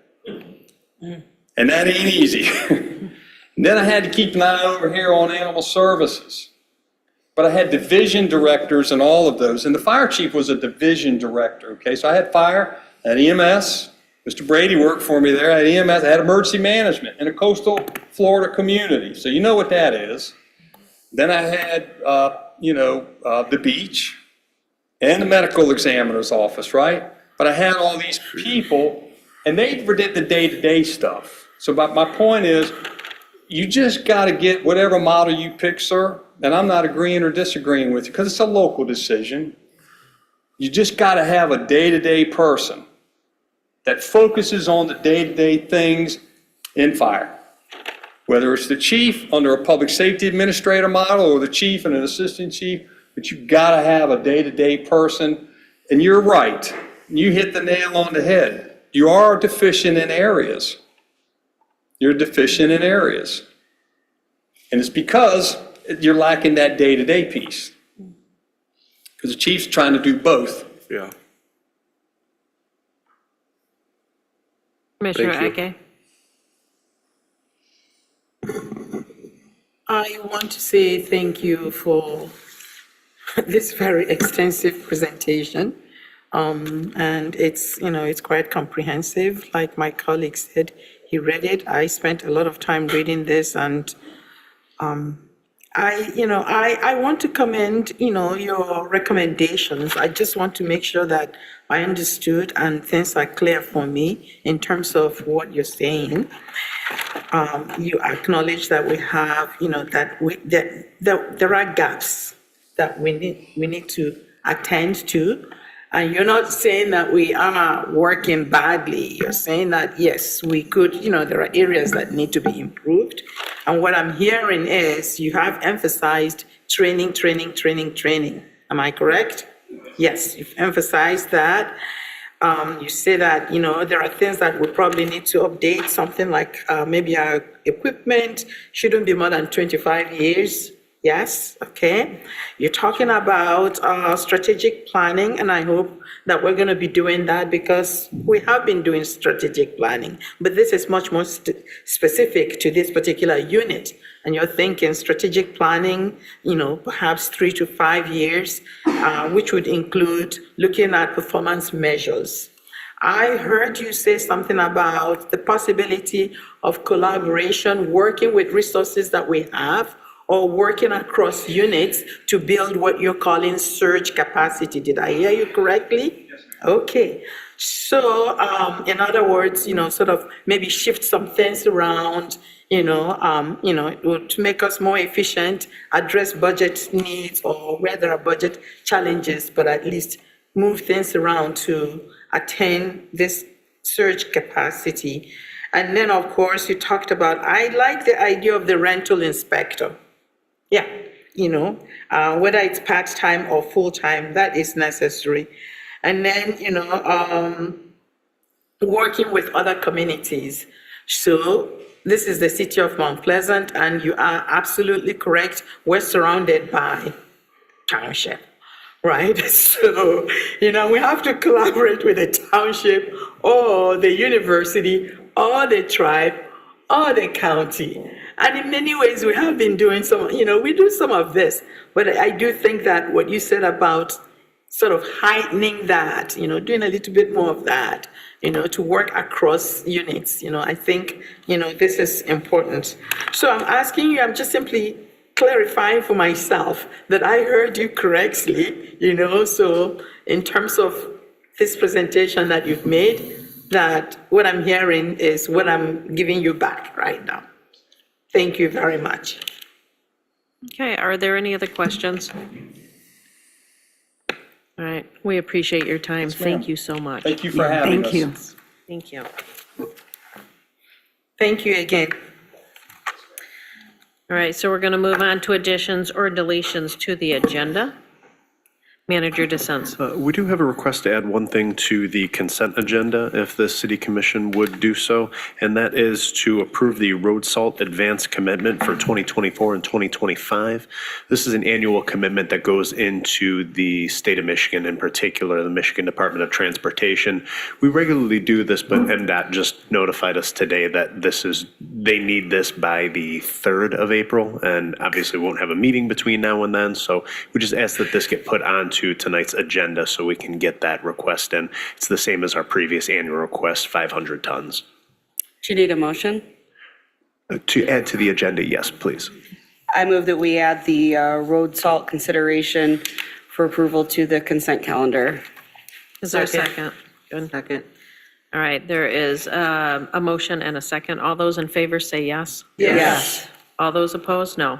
Okay, we will add it to the consent calendar, or consent items, it will be number 9. Are there any other additions or deletions? I will entertain a motion to accept the agenda as changed. I move that we accept the agenda as modified. Is there a second? Second. There is a motion and a second. Commissioner Eke motion. Commissioner Roland seconded. Roland seconded. All those in favor say yes. Yes. All those opposed, no. Okay, the agenda has been approved as modified. At this time, we will open the floor to public comment on agenda items. If you wish to speak on something that we are going to be discussing tonight, you may come to the podium. You'll be asked to state your name and address, and you'll be given 5 minutes. If you're joining us by Zoom, you may use the raised hand feature or *9 to be entered into the meeting. You will be asked to state your name and address, and you'll be given 5 minutes. Is there anyone on Zoom? Nobody on Zoom and no emails. No emails. Is there anyone in the audience that wishes to speak at this time? Seeing none, I will close the public input. And we will move on to receipts of petitions and communications. Manager DeSense. Receipt of petitions and communications this evening includes the receipt of the 2023 electric scooter review and the receipt of the 2023 Planning Commission annual report. All right, at this time, we will move to consent items. Are there any consent items that the commission would like removed from that and placed into the regular agenda? Okay, Manager DeSense. Consent items this evening includes approval of the minutes from the regular meeting held March 11, 2024, consider resolution supporting submittal of Michigan Department of Natural Resources Trust Fund grant application for the proposed 2025 Mid-Michigan GKB Pathway North Connection Project, consider approval of payrolls and warrants, and consider the approval of the road salt advance commitment for 2024-2025. All right, I will take a motion to approve the consent items. I move that we approve the consent items as rendered. Is there a second? Second. Okay, we have a motion and a second. All those in favor say yes. Yes. All those opposed, no. Motion carries. We do not have any public hearings tonight, but we will move on to new business. We will consider a contract with Fleece and Vanderbrink for the 2024 Design and Engineering Service. Manager DeSense. Absolutely. So the City Commission is requested to authorize the award of the contract for the 2024 Design and Engineering Services for the GKB Mid-Michigan Pathway North Connection to Fleece and Vanderbrink. Fleece and Vanderbrink was the low bidder on this project for a total price of $169,100. Fleece and Vanderbrink has provided successful work to the city in past projects of similar scope. If approved, design and engineering would take place this year in 2024, and the project would be constructed in 2025. Okay, does the commission have anything that they need clarified at this time by the staff? I just have one question. Do you know about how many miles that covers? That's a good question. I do not, but our Parks and Recreation Director, Phil Biscorner, That's does. a good question. It's approximately 1.3 miles. So it's not a huge stretch, but it's an important stretch. Because this stretch will go from Nelson Park up to Mission Creek. Okay. Oh, okay. Yep. All right. And then the next section will go south out of Chippewa Waters and hopefully connect to West Campus Drive where the Right. trail is. So we will have that main artery. Okay. And just double checking, my understanding is that this is a trail separate from the roadside, so it's not just a trail added to like road or anything. So it will run along the road though. Yeah.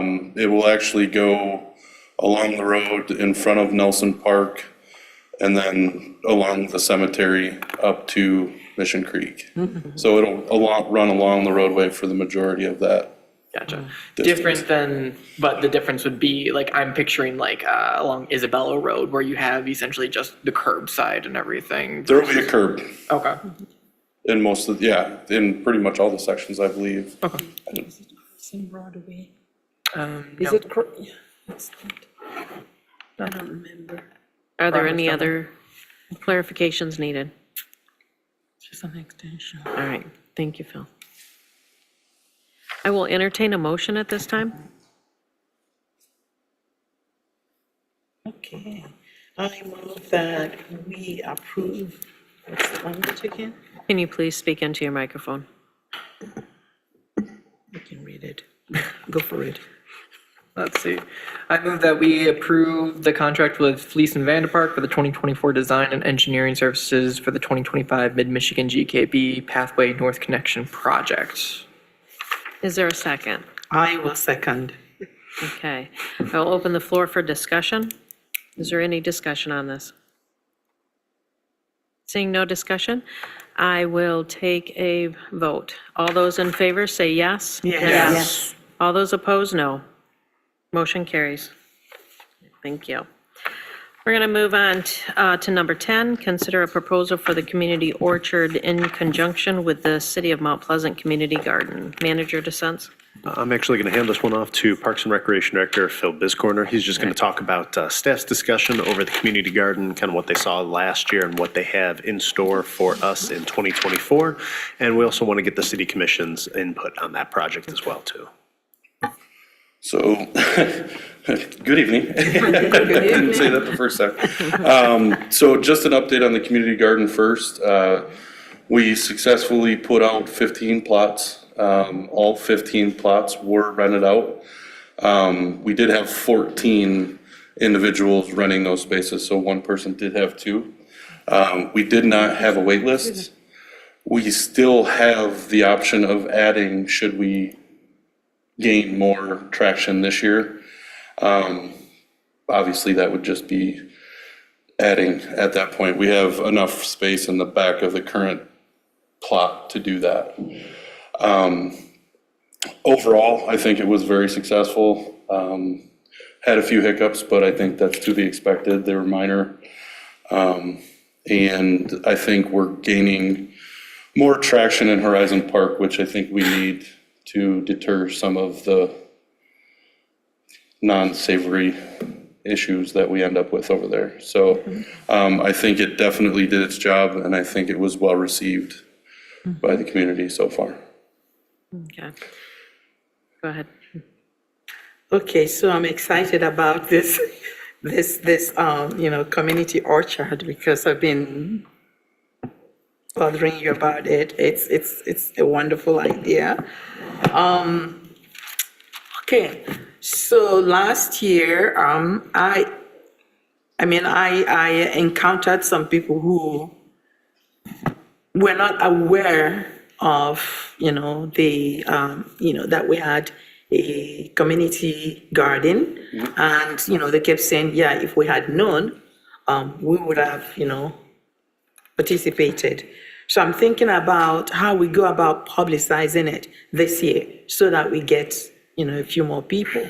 And as you said, there is a lot of space left in which we could add new plots. Okay, so publicity becomes important.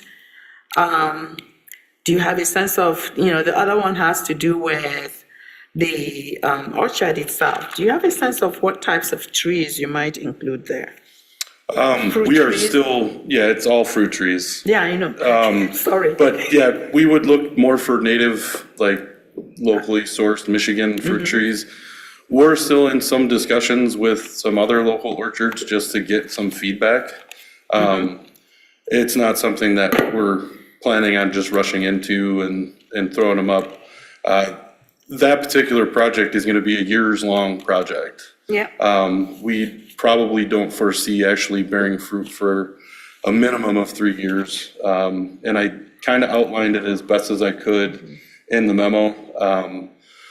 We did have a little bit of help because there was a proposal down in Ann Arbor. But this is a very unique proposal. There's not a lot of communities doing this.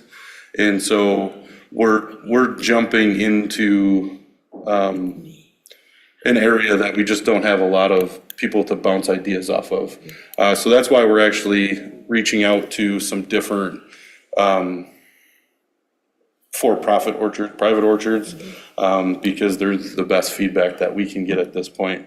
And obviously, the size of our orchard would have zero competition for them.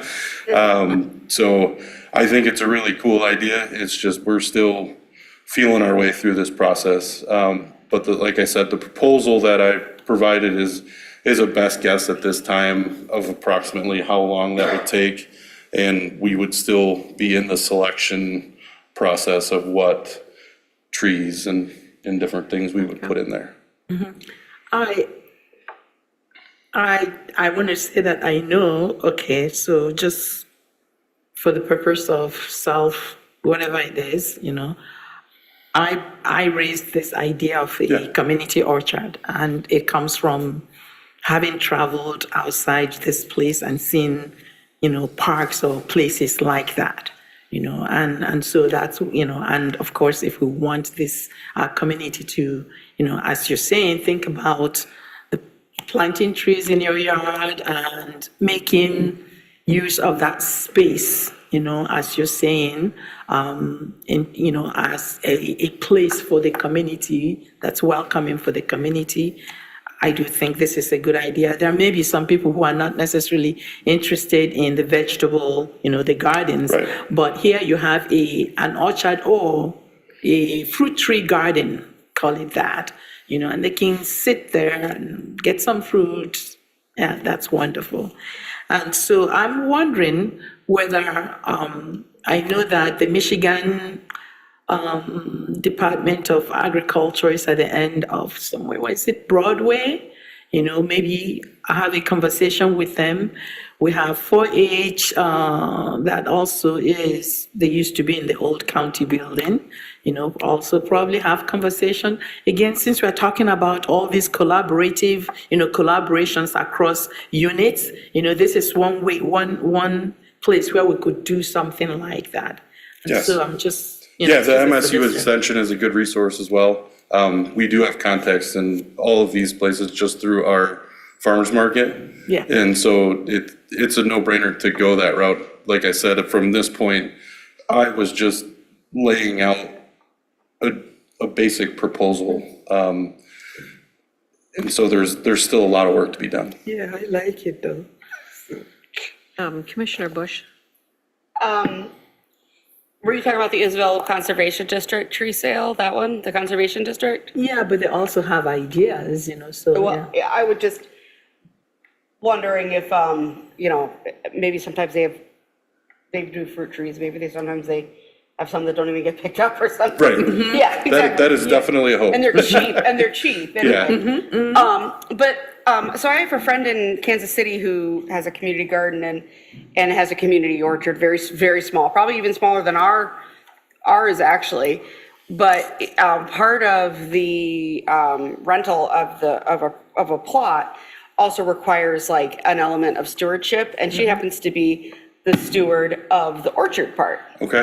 I happen to be visiting her this weekend. I'll chat with her, I'll check it out, I'll get in touch with you. But if you have any questions, it's really small, but I do like that approach because that does kind of entail a little bit of, investment of time. I'm not sure what the other positions are in terms of how the community garden is managed, in terms of the volunteer roles people take. But also on the note of publicity, when did we officially announce the the community garden, it wasn't until like May, right, last year? It was definitely super late because Yeah. we had to build it. We had just. Right. And So- that's what took the longest. So I guess what I'm wondering too is that, should we be prepared then for, like, are you prepared? I feel like we should be prepared to add maybe at least 5 spaces. I don't know what the cost is, but I would guess that we would get, if you know that everybody who has one wants to do it again, And I that's- can only, That's what we're waiting to hear right now. We're waiting to Okay. hear back from the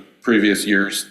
Okay. And then we'll open it up to everybody else. and what is the cost? It's probably less than $50 to set up a plot, or? To build a plot? No, I mean to build at your cost. It was $30. I mean for his cost, for the, Oh. yeah. To actual, like, Yes. the plot itself? Yes. It's probably pushing around $350. Oh, is it? Okay, all right. Yeah, With but the we look soil at it, I and mean, the- it's Yeah, gonna long-term last a long investment. term. Of course, yeah, I just want to know, like, so, to build 5 of them isn't nothing, but yeah, Right. I would guess that they would be used, but thank you for doing the research to, yeah. Yeah, it's been very interesting. So I was able to build, the community garden piece, I was able to build from my previous experience down in our Ann Arbor area. Yeah. So it's Yeah. just now we're falling into the orchard part, which is a little bit farther. Yeah, yeah. So it's been a neat experience for me though. Manage, or, Wingard. I got hair still, it's okay. Yeah. Anyway, sorry, that was a joke that I guess not everyone heard. How is staff feeling about this? You had mentioned that this is this is new territory for, it seems like the state and everything, like as you're working with your team and everything, how kind of just, what's the consensus amongst your team and everything? How? So or I just the think general it's, attitude? for the most part, it's very well received. The model that we're looking at is more of a stewardship type model, so it wouldn't actually be staff going out there and pruning trees and doing, excuse me. And so from our perspective, there isn't an increase in maintenance, per se. We'll be out there, we'll still be mowing, we'll still be doing activities, and so if there's something necessary, we'll just take it up during that time. I think it's actually one of those things that we're excited about, to be able to put that feather in the cap and say, we're doing this. And so, yeah, I mean, from a staffing perspective, I think it's great. And I think staff agrees. Okay. I had two other questions real quick. The other, so we've been talking about promotion and everything. You mentioned that you're waiting to hear back from last year's participants. Has contact gone out on that, or like emails or anything? I have to double check. I actually was on vacation last week. So today is sort of my first day kind of coming back, but if not, it will go out this week. Good to know, okay. Yeah. Then the other thing is I was thinking of just a really simple thing. A lot of, as a participant last year, there was a lot of foot traffic of just people asking about it. And while I could verbally recite off a lot of things and refer them back to the city's website, do you think it'd be possible to just putting up an information board or something even next to it, just so it's information Out there? just right next to the garden. So as someone's walking by, what is this? So it's just physically right there in front of them. That's kind of my thought there. Definitely. But yeah, talking about stewardship, as Commissioner Bush pointed out, as a participant, I think the idea of that requirement of stewardship for the orchard or anything, I would be more than happy. I think that and a lot of other participants would be happy to be able to do that as part of the program, so. Okay. Vice Mayor. And we would help provide that teaching moment as well, too, so. With the discussion earlier this week, we were talking about this a little bit, and the idea of trees that might bear fruit in 3 years. What about putting up some raspberry bushes or something like that might bring fruit sooner? That's something that we're definitely discussing. We're just looking at the big picture and how we can lay it out, but still have the ability to add on. And so we don't want to fence off something that could eventually come back to, I wish we would have did it the other way. But yeah, it's all part of the discussion right now, so. Thank you. Are there any other comments or questions? All right, thank you so much. I think we can let you sit down now. Thank you. Thank you. Great idea, really. All Thank you right, for doing so this. I need a Do we need a motion to accept? No? Okay. So we're going to consider this proposal, and I think that you have your information that you need to move forward. Great. All right, at this time, we're going to prioritize and approve submission of the city request for the Saginaw Chippewa Indian Tribe 2% allocations. This is when the city commission takes what has been brought to us by the other departments and gives our top 5 that we would like to have sent to the tribe. I'm going to call off your name and you just give me your top 5, okay? So Commissioner Wingard. Number 1, Mount Pleasant Police Vehicle and Body Camera Project. Number 2, Pickard Storm Sewer. Number 3, Airport Feasibility Study. Number 4, Sewer Pipeline Inspection Camera. And number 5, 1303 North Franklin, former landfill remediation and monitoring. Okay. Commissioner Bush. Number 1, the police vehicle and body camera project. I'm assuming this is not going to be the one like sent to the tribe, right? Or because there's a misspelling. No, they take in what we have, they wait. come up with the No, right it's not. ones, and then they, Never mind. and then they put them through there. Okay. Send them. No, number 1, police vehicle, and then number 2, Pickard Storm Sewer. Number 3, the feasibility study. Number 4, sewer pipeline, and number 5, sidewalk replacement. Okay. Commissioner Ake. AK number 1, police vehicle and body camera. Number 2, Pickard Storm Sewer. Number 3, runway taxi. Number 4 for me is the sewer. It's a struggle between 2, but it's a sewer pipeline. And number 5 is the 1303 Franklin Street project, yeah, landfill, former landfill. Okay. Commissioner Chapman, Police vehicle body camera. can you talk into your microphone? Yeah, sorry. Police vehicle body camera, runway taxiway rehab, airport operational funding, sewer pipeline camera, and Pickard Storm Sewer. Okay. Commissioner Wolin. Number 1 is the police camera. Number 2, the sewer pipeline inspection camera. Number 3, the engineering, 1303 North Franklin. Number 4, asphalt overlays and street resurfacing. And number 5, the airport. Okay. Vice Mayor. Well, Heather, if you're writing down which ones we're doing, I went with the 5 that are either critical or high on the list. So it includes the 3 that are under the airport, the feasibility study, the operational funding, and the runway taxiway rehab.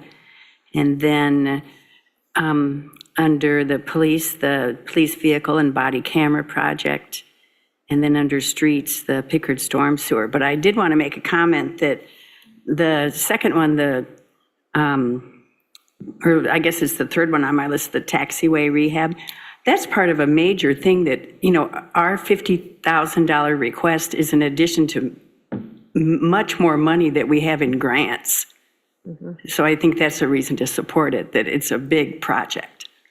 All right. Yes. Grace, could you clarify your last selection for me, please? All I got out of it was airport, and I wasn't sure which one you were referring to. Airport operational funding. Thank you very much. Okay, and mine is the airport operational funding, the airport runway, the police vehicle and body cam, Pickard Storm Sewer, and the 1303 North Franklin landfill. Okay. Before we move on, I just had a quick question. It seems like there's just fewer requests this year than previous submissions.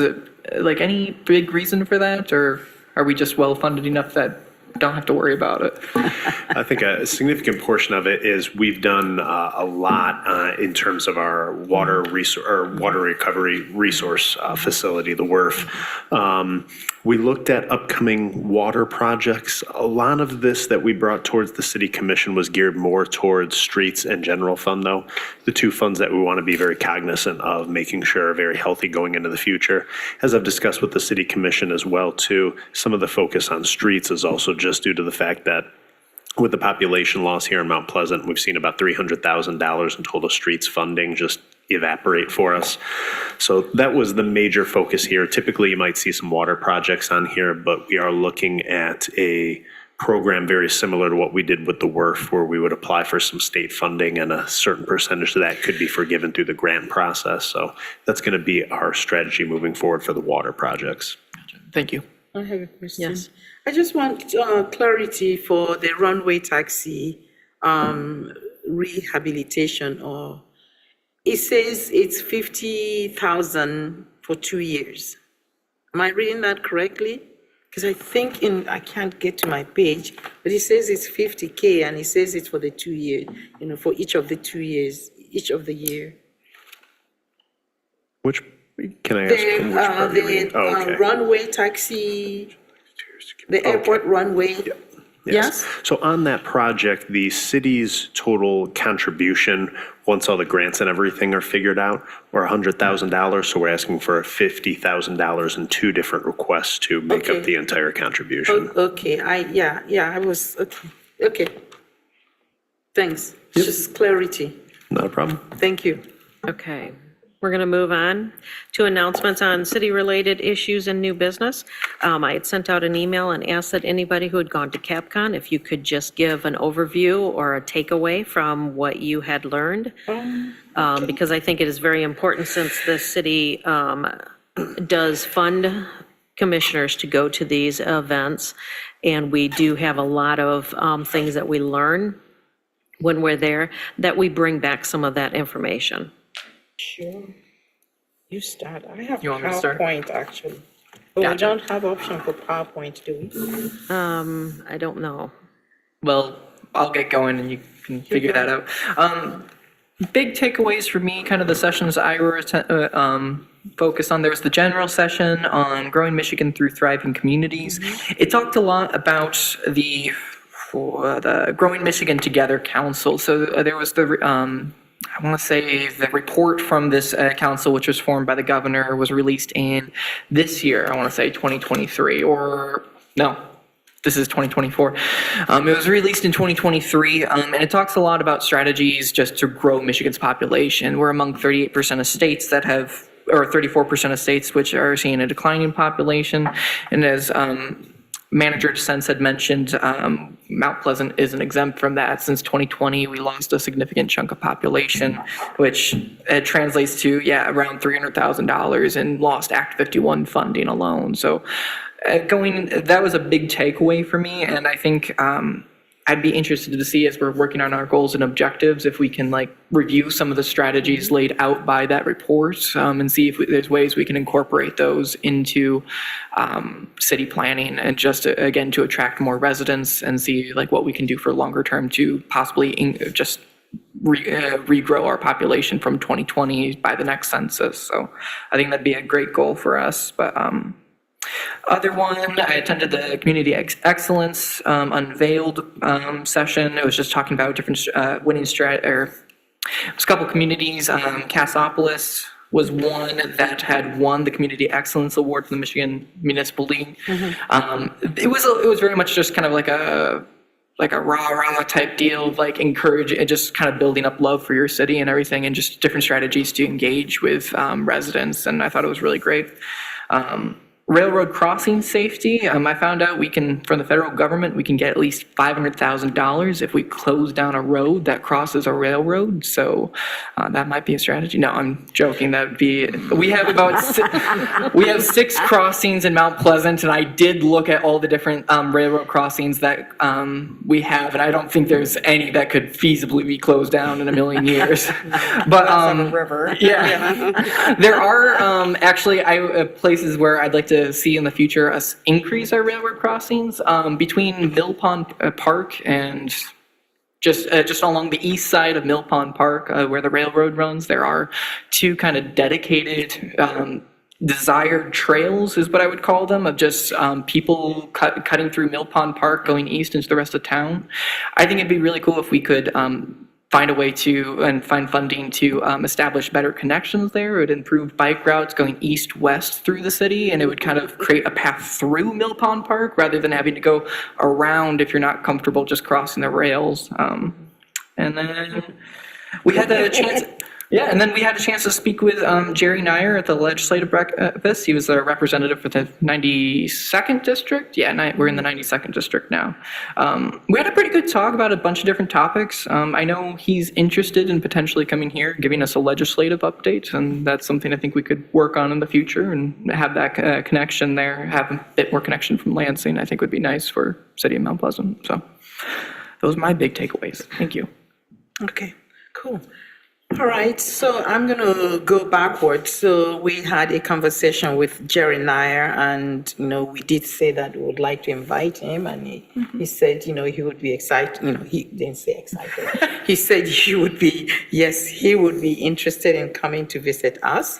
And while we're talking with him, we, a colleague of his walked in as we're talking about the transit from Traverse City to Ann Arbor to Traverse City, and his colleague said it will never happen, absolutely not. So, and then of course invited us to come take a ride on the engine so that he can prove to us why it would never happen. So we did say we will contact him and do that. Okay, so just so if anybody wants to take a ride on this engine, that will never happen. I attended the opening plenary session, and they were talking about, it's called Ask Me tax, which is the Ask Michigan tax, okay? And, the presentation actually focused on the implications of that. Apparently, there is a nonprofit, or a group that defines itself as a community organization that wants to kill Michigan taxes. It's just getting rid of all Michigan property taxes. They're saying, they want to give homeowners freedom, and the way to do it is homeowners and small businesses freedom, and the way to do it is by just getting rid of Michigan taxes. So in this particular presentation, of course, the speaker said, beware,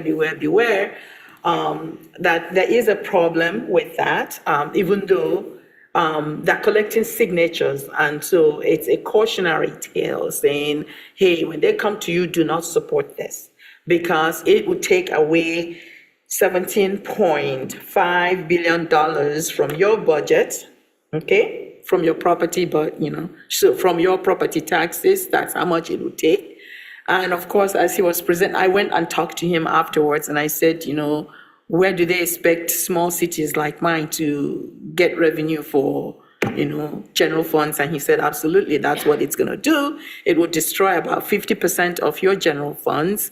You will not have, it will eliminate funding for all those services that your general fund will, support, including schools, and fire and a whole lot of things. So, and so he said, we want to pay attention to this, because it is not, they present it as a tax reform that, frees or empowers people, property owners and small businesses. And he's saying, beware, it is not, because it is destructive. I went to a session where they were talking, the same session that you went to, Growing Michigan Through Thriving Communities. Apparently, they did some research where, one of the person who was doing this research had traveled through Michigan communities and talked to people. And so what they were doing was giving us the feedback. But they also indicated that they noted that Michiganders are growing old. That's not my term. They are aging, okay? And the loss of population. And they're thinking, well, in one way, you can look at it as, sort of really a negative, but in another way, you could also exploit it or deploy it as a positive, because as the South gets too hot, people are going to start fleeing this way. You know, who are laughing at that, saying, wow. But they also highlighted the fact that part of the reason why there is this migration away from Michigan has to do with housing. We've been talking about housing for middle income, you know, low income or fixed term people, people who are new, younger generation, you know, who are starting. And that, you know, they also noted that a lot of people, especially the younger generation who are just beginning, that they like communities, they like to live in communities where they're very close in proximity to their workplaces. They can easily work, you know, and then walk back home or walk, you know, between their workplaces. And so, you know, and they talked about, you know, developing downtown areas, because you said something, you were telling me something, you were talking about that at that point. So, so they're thinking, you know, that they want to make sure that they move, you know, Michigan from being 20th to the top 10 for economic migration. You know, so and to make it competitive, and the way to do that is to look at, you know, the businesses that we're attracting, you know, the neighborhoods. You know, they want to increase the what is it? They said that, you know, the population of Michigan older than 65 increased by about 95% since 1980. So that's huge. So, and they're saying, pay attention to that. And so you want to make sure that your community is really, you know, become cognizant of, you know, all of these mixes. That's when auto industries started closing. Yeah, but we don't have auto industry here. So the other one, so I went to a session, it's, you know, 2 lobbying sessions, lobbying 201 and lobbying 301. And what I got from that, it was quite interesting to listen to people representing, you know, diverse areas talk about the way they lobbied, the fact that sometimes it's difficult to, you know, to lobby, you know, people in Lansing or elsewhere. But they emphasize the fact that it is important to humanize the issue. And, you know, and the question is, why do you care? And why should these people care about your issue? We need to do your homework. You need to bring the personal story to you know, to these issues, and to present, you know, the personal story, because that's really what gets their attention. Then I went lastly to the Michigan Black caucus, the elected, you know, elected leaders of, you know, caucus. And they talked about their equity in leadership. And what caught my attention there really is the notion of leadership as being, you know, sort of transformative leadership, and how transformative leadership, you know, can, you know, that transformative leadership is leadership that pays attention to diversity and inclusivity, and that the way we move forward and we succeed is to be, you know, diverse and to be inclusive, and that we have to make a commitment to shake up things. Well, okay, so I do shake up things. So we have to make a commitment to shake up things, you know, ask those critical questions, you know, really. For me, you know, the way I translated it is, yeah, don't be afraid to ask those critical questions, even if you're not going to get the answer, you know, but we do have to, otherwise there won't be change, you know. So, and so they emphasize that. So I appreciated this. You learn a lot from just going, you know, to these sessions, but you also do a lot of networking. Yes, thank you. Manager DeSense, did you have anything to add? I think my notes were pretty much verbatim what Commissioner Eke had. Okay, excellent. Are there any other announcements that the City Commission would like to bring forward? I have one. It is not city related, but it's something that affects all of us. It's about history. Today is the, you know, it is the International Day of Remembrance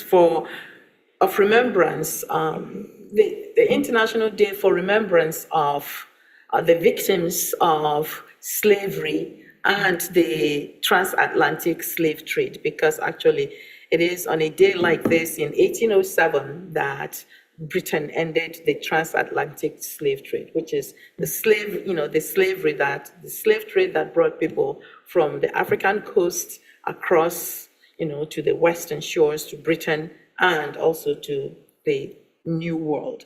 So the British Parliament on this particular day enacted the Slave Act to end slavery in its, in Britain and in the British, colonies, which then would follow, as we know, the United States, of course, Took some time. Yes. 1807. Took a lot of time. Yeah, okay. Vice Mayor? I just had one comment.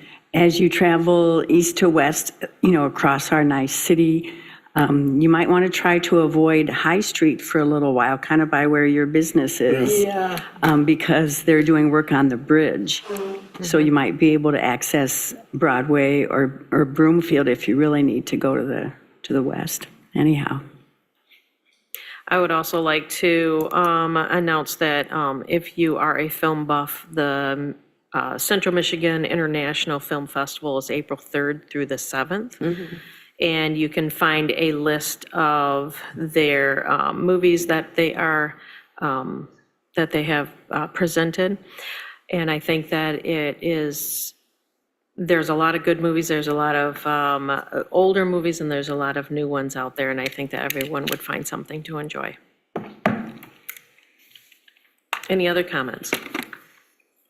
All right, at this time, I'm going to open the floor for public comment on the agenda and non-agenda items. If you wish to come forward and speak about something we've talked about tonight or something you'd like to bring forward, you may step to the podium, state your name and address, and you'll be given 5 minutes. If you're joining us by Zoom, you may use the raised hand feature or *9 if you're joining Zoom by phone. You'll be asked to state your name and address, and you'll be given 5 minutes. Is there anyone on Zoom? Nobody on Zoom, no emails. And no emails. Is there anyone in the audience that wishes to speak right now? Seeing none, we're going to close the public comment. I am going to give us a 5-minute recess. We will resume at 9:15. Okay. Thank you.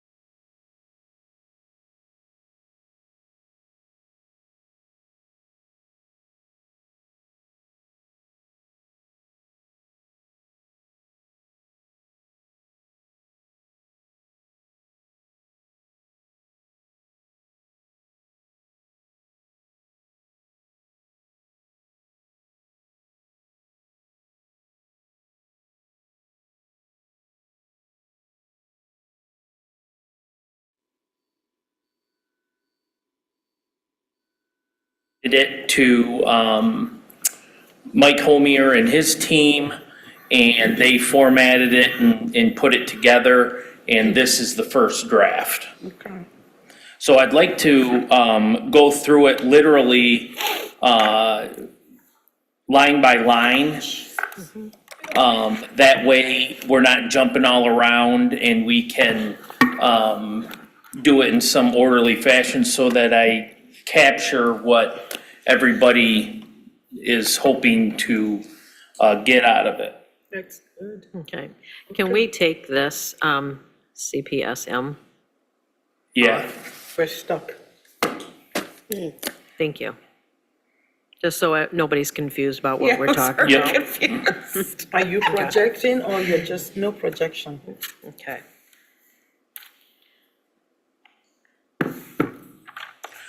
So the first part of the ordinance really is the purpose and the findings. Is there any issue that you guys have with either of those paragraphs? You mean in section 1? Yes. Okay, section 1, I do. Okay, Not necessarily issue, since this is just a draft, you're gonna reward it, right? So in section 1, paragraph 2, lines 2 to 4.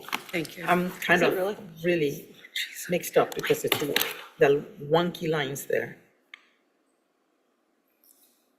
See where it says, at the same time, at the same time, the city encourages the preservation, restoration, and management of native plants in managed landscapes is economical, reduces maintenance, and effectively conserves water, soil, and other elements of the natural environment. I get the sense of what it's saying. Do we need to rework it, the sentence, maybe? There's something that's kind of shaky about the verb, about the sentence. Okay, I'll just talk to you about it, so don't worry about it. It's a bit, I needed clarity. Well, I'm not gonna argue with an English professor, I can tell you that. I'm not gonna argue with an attorney either, so. I didn't say that this, I just want clarity of that particular sentence, because if I'm having, kind of doing something here, I can tell you that my colleagues are gonna, Yeah, so I guess I'll jump in. My thought process kind of, the second paragraph seems to largely talk about like the benefits of natural landscaping, Yep. like the purpose and everything. Where like the first paragraph, it starts talking about like benefits of natural landscaping, and then it immediately switches topics. I guess why have them split up like that? Like if we talk about like the benefits of like why we're doing that, and then have like the second paragraph be like go into there are nonetheless reasonable expectations regarding the city's landscapes. Yeah. And like kind of because to me it seems like there's two different topics. Yep. Like spread out within these two paragraphs. It's Yeah. one topic is benefit of natural landscaping, why we're doing it, and then the other is people like natural turf grass, and there's reasonable expectations. But they're kind of just, I thought they were just kind of like why, like the way they're combined. I'm not certain why yeah. should we make them two separate sections? And I think we could probably just do one section because it's like 1A or 1B? yeah. Why don't we just eliminate it? Both of them. Eliminate that sentence maybe about. People like managed to turf know the grass. why. Yeah. People, and so what sometimes people, when they read an ordinance and they don't know what the ordinance is trying to accomplish or what the intent of the ordinance is, they look for paragraphs like these to try to explain that. It's like a speeding ordinance. You read a speeding law, it says you gotta go to the posted speed limit or for road conditions. Doesn't go into the why. Now, people can say, well, it's safe, it's this, it's that. When you're doing something with landscape, especially in a city that has had a long tradition of manicured lawns, and enforcement in those regards, I think the purpose is important. I agree with you there. So if that was Yep. I think, yeah, having this is good, I think. But you want that at the same time the city you just want me to take that sentence out? Well, I think like at the same time, so like that, the section from there forward at the same time, you could probably cross out like at the same time and just have that sentence start at the city encourages the preservation. And like, I feel like that could be, that section as it talks about the benefits could be moved to the first paragraph. And then the parts of the first paragraph that are talking about the reasonable expectation of maintenance could be moved to the second paragraph. I guess that might be what Commissioner Eke is, just so it just flows. So it's benefits and then flowing into reasonable expectations. So a variety of landscapes add diversity and richness to the quality of the life of the city. The city recognizes that a landowner's interest in having a managed turf grass landscape. At the same time, the city encourages the preservation, restoration, and management of like that. Of native plant. Yeah, and then moving, and then where it says, the verb. there Is, are nonetheless reasonable expectations for the city's landscapes, if not met and decreased, and that would be the beginning of the second paragraph. So the first paragraph would have the first line, and then the first and second line of the second paragraph would be part of the first paragraph. Does that make sense? Thank you. Yeah, I'll take another, Yeah. I'll take another reworking stab. And I would remove the is, is economical, there's something that's not, that's what's causing the problem, and I can just talk to you about that. Okay. So we can fix it. I like that particular sentence there, but the sentence for me, okay, in terms of trying to understand it is wonky, that's all. So I think it's important to explain why, that the city encourages this.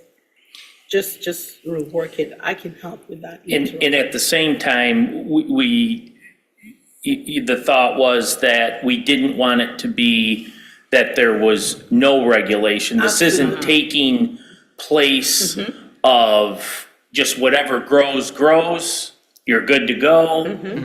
Don't worry about height. So we're trying to address that natural plan landscape isn't a disguise for wide open, it's the jungle. I agree completely. It's just that Okay, sentence. I can help fix it. And Yep. Okay, so that we don't. Anything else in section 1? No, I like. Okay, section 2, definitions. I tell you, I feel more powerful when I get to make up definitions than I do when I get to interpret the Constitution. It's a lot of power. I mean, I have a suggestion. Yep. I like the definitions. I wonder whether we could put some kind of, I know that you gave us a whole list of, what constitutes prohibited plants list here. But if this changes, then there's another problem. So I'm wondering whether there is, whether we can put where the definitions, this section include a link, I said to myself, a link to MSU's extension services, because, or even the state's, DNR, where people can also go look at, what would constitute all these invasive species, just in case the state adds new ones, and we don't have to do that. They can go, here, click on this, go check. The English teacher wants us to cite our sources. Yes, sorry, that's, I love the way they're referring to me, the English. If I can, I see what you're trying to do. I would recommend not doing it. For one, if the link breaks, then we're responsible for that, and then that's going to be an issue on, a homeowner who might want to be doing the research. If MSU, let's just say that were the resource, were to ever change that link, change the website, anything, the link suddenly becomes broken. Two, if they update that, and that might be a very easy process for them. Hey, we're just going to go ahead and, let's just for the sake of argument, we're going to add mustard seed to the list or something like that.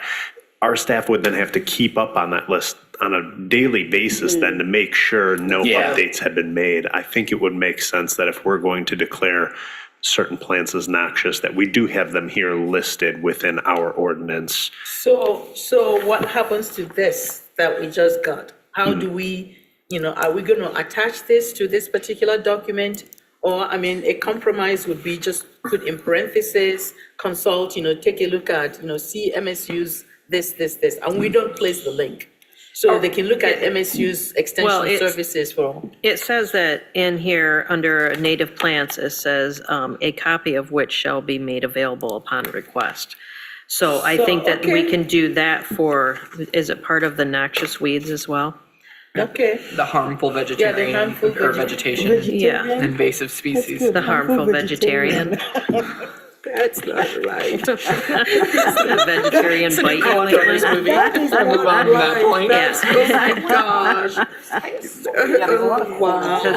But maybe under noxious weeds, we can add Director Loria, that. Director Loria, it surprises me to hear you say you're making up definitions, because typically you can find definitions for things. Well, right, but it's, I mean,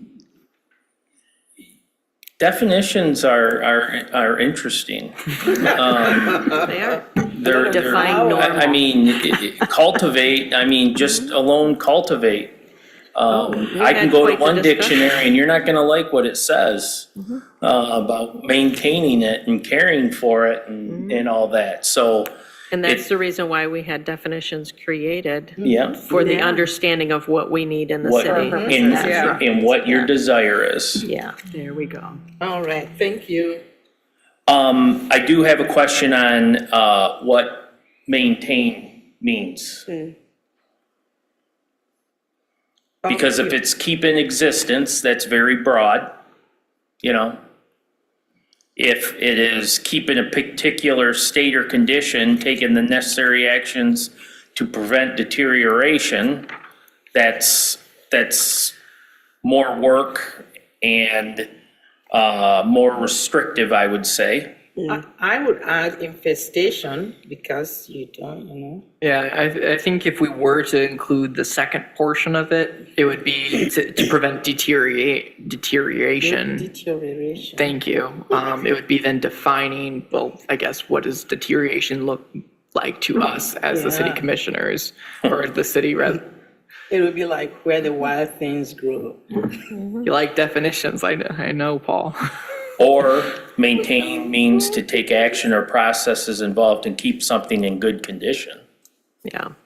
But what is good condition? Your good Not condition- deteriorated. Yeah, so you could add that on What there. does it look like? I mean, see, so if it's not, maybe it's, It's very subjective. yeah, clarify it. I can be Well, very specific. I mean, Be people who, specific. they All don't right. like wildness, right? Okay. Instead of manicured landscape. So would that be deterioration for you or for them? Infestation of something, I don't know. Well, I think that if you're going to plant. Unnecessary spread. Yeah, unnecessary spread. Yeah. And many of the native plants, the reason why they're native is because they spread well. And they are part of the ecosystem. So, being aware, like we talked about last time, about whether or not my garden that I'm going to plant in my yard is going to invade my neighbor's yard. Yeah. So maintaining means not only keeping it in existence, and to me, keeping something in existence is making it healthy, making sure that it's cared for. But it would also mean we would be keeping it in good condition and not allowing it to Invade. exceed our space. Okay, add that then. So invade, transgressive plants. Plants can be transgressive. They can be colonizing, Yes. right? Well, you also have, wildlife that feed on the plants, and then the remains of whatever they digest plop in your yard and then start something new. I mean, But they can also, Yes. but they it's can- true. Yeah, I know. but they can also creep into other people's yards. Right. I think that's what we need to clarify before, DPS starts getting calls from your neighbors saying, hey, that person's I'll garden report just it. invaded mine. Well, we also need to have guidelines for code enforcement who's going to be perusing around the neighborhoods to, you know, check on everyone's property. So I think everybody needs to be on the same page. I'll just. Otherwise, you're just going to have an ongoing, you know, dialogue with code enforcement, Yeah, which So- isn't conducive for anybody. that's why we need to clarify this maintenance piece, Okay, because that is actually key. We'll call Heather. as far as the noxious weeds, part of it, we had a system of checks and balances, and Manuela, actually did that part. Yes. And she has challenged me on goldenrod. And when I tried to look it up of noxious weeds, alls I found were benefits to the pollinators, how incredibly important they are to pollinators. So I would be okay with the goldenrod being removed. I don't know how you guys feel. Well, I'm relieved because I have goldenrod in my so I'm Well, sitting- I have some of that too, you know. Right, and so it's kind of like I'm sitting here perusing through. this She list. cross-referenced, Manuela cross-referenced them all and called me out on it, and Well, I had to go back into my seed pockets. Yeah, that sounds good to see- take goldenrod off of that. okay, list. any others Yeah, that, because we'll get a lot additions of- or deletions we'll in get a that lot of paragraph? pushback. I am glad that milkweed is not on there, Yes, milkweed is because not on there, milkweed is yeah. very important. Reminder. Yes, hormonal. It's not on there, yeah. Yeah. If someone in the future with more plant knowledge than this room comes forward, is there a process by which someone could ask to have either something added or removed from the list of noxious plants? Yeah. Comes we back to had- the commission. Yeah, but it always comes back. There's a process commission? to amend the ordinance. Okay, Yes. gotcha. Thank you. Yeah, Yep. any of our ordinances are what we would consider a living document. They can be altered and changed depending on what happens. I wasn't certain if this list was part of the ordinance, or if the ordinance just referenced back to this list, which was maintained elsewhere. So I wasn't 100% on that. So when it says noxious weeds, it includes all of that. Everything that's on this. list. Everything that's on that list. Okay. And then to add support, we reference the MSU list. We're not just picking it out of thin air like I did with the goldenrod. Okay. So You don't like goldenrod, right? I don't, yeah, and let me tell you, Sneezes. a botanist, I don't know how they remember all the scientific names. Naturally, or plan natural landscape, problems with that definition? No, I No, like it. that's very It's good. good. Okay, right away, Yeah. and weeds. What's a wild? Does right-of-way need wildings? to say anything about clear lines of vision? No, it It's, says that in the is Regulations. down Oh. in the Farther? regulations. Oh, okay. What's wildings? Yeah. Okay, so we're into section 3 regulations. I'm sorry, I just missed it. Could we go back to the right of way real quick? Yes, sir. So as we were talking about, I know it's the obstructions of the right of way is the kind of a lot, is where that gets referenced a lot. So the right of way in I'm thinking most homes is the sidewalk. And so obstruction of the right of way occurs in the space between the sidewalk and the road and everything. So, okay, because a question I was left with after our last meeting was just if there was that space between the road and the sidewalk, if there was a specific distance from the road, but it's just the obstruction caused by that space. So that's just answering that question. So I appreciate that. Thank you. Jason, did you want to add any? You're good there? Okay, all right. Section 3? Section 3.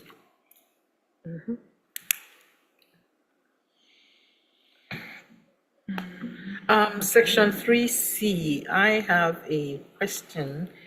You said something about, it is unlawful for any person to cultivate any plant, natural landscaping within 12 inches of the front yard property line. Yep. Yep. So what front yard, I mean, It's this is what residential. would abut either the road or the curb or the sidewalk. That's Not 12, the road. and that just keeps it, Okay. Just, yeah, okay, cool. Go ahead. For clarification, that wouldn't necessarily just default to grass. It could also be mulch or landscaping rocks or something like yeah, that, right? sure. Okay, I just want to make sure that, okay. yep. So wait, go back.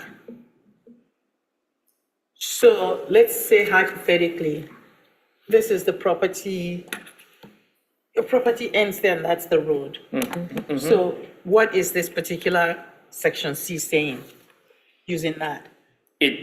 It's saying that within 12 inches of that property line, where your property ends and the right-of-way begins, The road begins. you can't have natural plan landscape. 12 inches. 12 inches or higher. At the Okay, 12 inch, okay, because we okay. have it set at 12 So, inches. 12 inches So- distance. And not 12 for- inches yeah, back, yeah. but the height of the landscaping can't be 12 inches. So if we're leaving that 12 inches open from the side to in, right, from the road in, then that right there can't be that natural landscaping. That can't be the plants, the tall plants and stuff. But it could be mulch, or it could be Low plants. low plants, or grass, or Okay, whatever. Okay, Yeah, that's what I need to, yes. so we okay, cool. probably need to clarify that. Yeah, Okay? And just to also go off of that then, it's 12 inches from the property line or from the edge. Setback. Yeah, so setback, okay. That 12 inches of the front yard property line. So isn't the space between the road and the sidewalk, isn't that still technically part of the property for a resident? I don't own a home or anything that has Actually a. extends up to the road. So doesn't like home ownership, while the city has like space, like is able to go through that space, does that property belong to the homeowner, or does that No. belong to Yeah. the city? Between the sidewalk, Okay.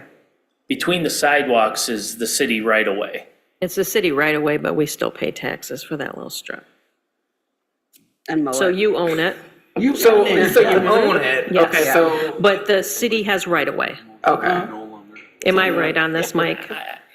The city wants to dig it up. the city has I to wouldn't dig it The up. say city can dig it you up own it. because it has right of way, Yeah. but we have to maintain it because Yes. it's part of our property. That's what we're told. You don't know. Wow. So most properties, right, in the city are likely platted, okay? So the plat will describe the nature of the boundary of the properties, right? So, but even if you had a setback, take for instance a 15 feet setback, side yard setback, where you couldn't build a structure, it's the same premise. You still own it, but it's subject to these requirements that you not take certain activity within these areas of that lot. Yeah. No different than a setback for a fence or a house or a structure or a shed or whatever it might be. Yeah. Okay. So if the city comes knocking saying, sorry, we're gonna clean this, it's the city. Okay. They have right of way, They have the Gotcha. right, yes. yes. See, I don't have a for indulging me. sidewalk. I don't have a sidewalk, so I don't have to deal with that. I just, the street is where my property ends. Yeah. All right, So D or E? it's okay. I think are we on D? Yeah, we moved from C to D. Well, I now we're think at we said property before we need lines. to yeah. clarify C a bit, right? Yeah, we need Okay. to clarify C. Do you want any setback from like side yards? You know, you got a front yard, you got, two houses next to each other, the yards are very similar. Do you want any setback here? It's hard to say because there could be a fence. Yeah, we had Very talked hard to about say. that. And the bottom line is the, D covers, it can't go over the property line. Yeah, so that's enough. Okay, I think anything that's planned would also be planned, like by the nature of it being planned, should be planned respectfully with the idea that you have a neighbor. I would, within the definition of planning.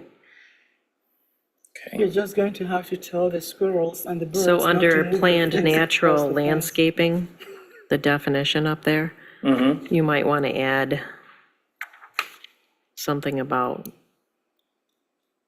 when you plan that it's, you take into Control? account of, Some control. element of control, maybe? Yeah, taking into Because account neighbors, whatever. You mean D or E?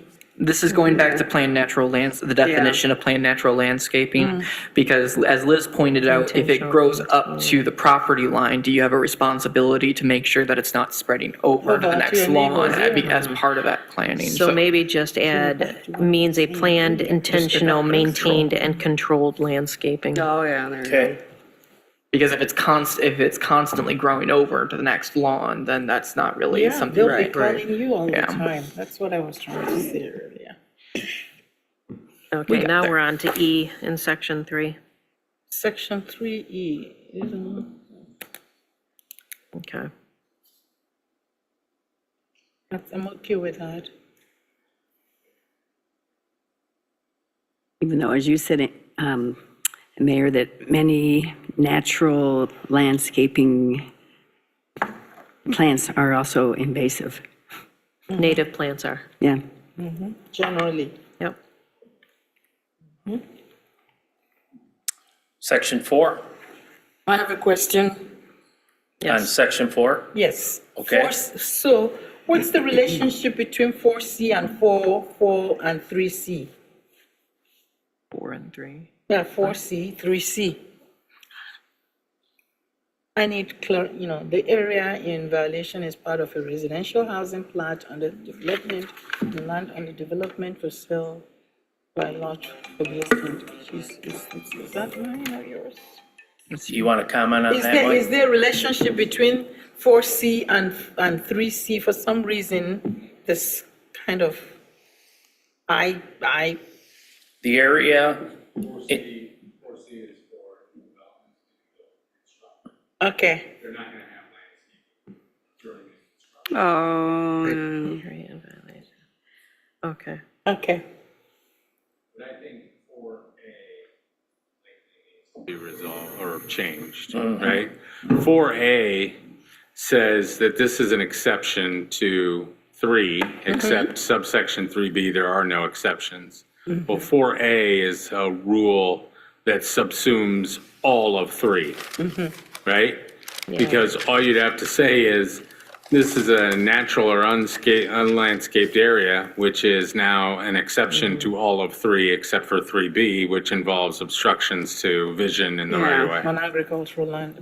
Okay. You could literally just let stuff grow and say it's unlandscaped. yeah. Yeah. Yeah. I agree. so we just take that out? Or, You could remove it, because I think 3A through E deal with what's permitted in terms of natural landscaping. 4A just seems to me to subsume all of what's required under 3A through E. Okay. So that means that you're going to change the exceptions, the subsection 3B. Because it's no longer B, it will become an A. yeah. 3B stays 3B, but Now we're Well, but talking then, no, section 4. It doesn't. No, section 4, sorry. So it'll just be section 4, Yeah, sorry, ABC. sorry. Yeah, It'll be section 4B and C, so we'll take yeah, A and B. A and B. Yeah, well, it becomes A A, B, and C, B. D. Yeah. A, B, C.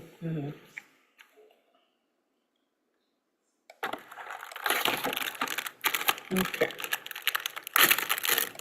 We good in that section? I'm okay. Yes. And then, I like what you do with D, because then you don't have to define it. No, seriously. Yeah, I really do like Section that. 5, duty to remove. duty of a. Okay, so I don't understand the sentence, well, actually the first one, because it's kind of a run-on. Especially when prior to May 1st, June 1st, July 1st, August 1st, and September 1st.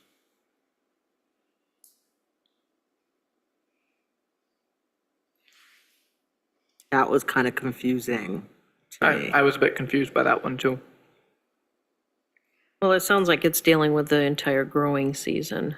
Why not Well, just why not just say from May to September? Oops. May 1st Because to it September it goes in line with the maintain. But that's, yeah, I think that's confusing. Yeah, We can remove it. just say May to September. And also, am I just reading this out loud incorrectly, Maureen? It is the duty of every owner, occupant, or person having charge of any land within the city to cut down or cause to be cut down and destroyed. Okay, no, that makes All sense. vegetation and And just, violation. yes, all right. Why do you need a cause to be cut down? They can either cut it down or, Or we fine them and we cause them to cut it down. okay, That's what it means. okay, I see. So I'll get rid of June 1st and just May 1st Yeah. through September. Yeah, Yes. that just makes no sense. Yeah. Okay? Yeah, just June, May to September. The Do you have dash will imply maintenance, just the through.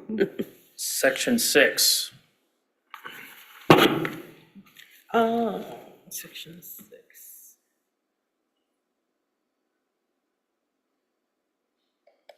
Yep. Yeah, I'm that's okay with similar it. to what we already have for the tall Yeah. grass, right? I'm Yep. okay with that. Actually, it's more days than what they give for the grass cutting. Usually grass cutting is like 72 hours for 3 days. So this actually extends it out. 10 days isn't bad, though. I'll take it. Section 7 is pretty, The same. yep.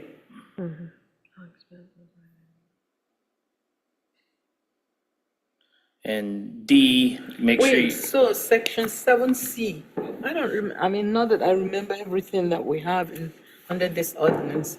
So you are saying that if within 30 days of non-payment, the city has the right, to place a lien on, correct. So the city's gonna go in, we're gonna clean up what's in violation. We're gonna say, you owe us $45, you don't pay it, we're gonna put a lien on.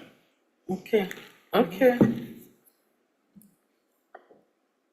We'll come claim your property. Isn't that similar still with the tall grass? Yeah, I just want to clarify, Yep. yeah, that's okay. Right, alter, just right Okay. there. Okay. We'll go to 8, to penalty. 50 All bucks, $100, $250.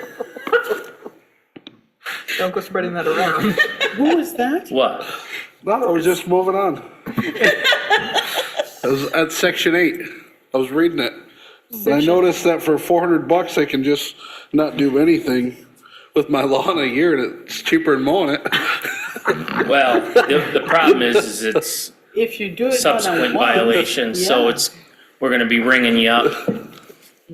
Yeah, so if you do it more than 3 times, what next? You'll add another 50? It's $250, $250, Every time, $250, okay. $250, $250. Okay, Now it yes. makes more But then I got the sense. 10 days, so I got 10 days. Yeah, And it says third or any subsequent violation within Yeah. the calendar year, yeah. $250, Every day is a separate offense. correct. Oh, so it's gonna be a money grab then. You might wanna once your keep your 10 days lawnmower, are over. Brian. Yeah, your app is falling apart there, Brian. Unless you want to pay $250 a day for Yeah. lawn service. It's an expensive lawn. Yeah, Exactly. That's a lot, yeah.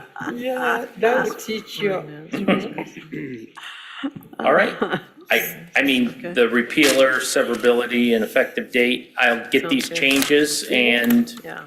Number 9, Y Township.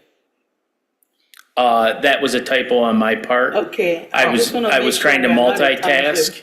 So And- city ordinances. And I got confused. Repealing township We live in a ordinances now. city. Yep. Just I stick got it in there. confused. That's okay. Township. Yeah. Yeah, I saw that after I turned in, Oh, good. Good thing we caught it then. Yeah. Township, right.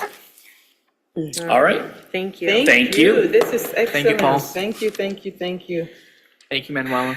All right, I believe I have to have a motion to go into closed session. I move that we get out of. Oh, Manuela wants to talk. Oh, okay. Yeah. Yes. I know. I just wanted to make you aware that aside from this ordinance, which is optional, right, to have natural landscapes, we do have zoning that applies to all properties. So any property will still have to comply with the zoning ordinance as regards to landscaping. So you have to kind of like two ordinances working together.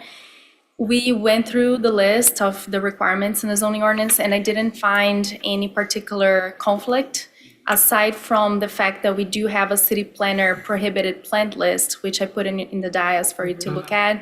And if you think that's over prohibitive, let me know, and we have flexibility to change that list. I have a question. I'm glad that you brought this up. Should we somewhere in this new ordinance indicate that, you know, the residents will, you know, that despite this ordinance, that the person will still have to comply with the city zoning ordinance? Because what you're saying is important, you know, so I might, you know, I'm likely just to pay attention to this and forget the other one.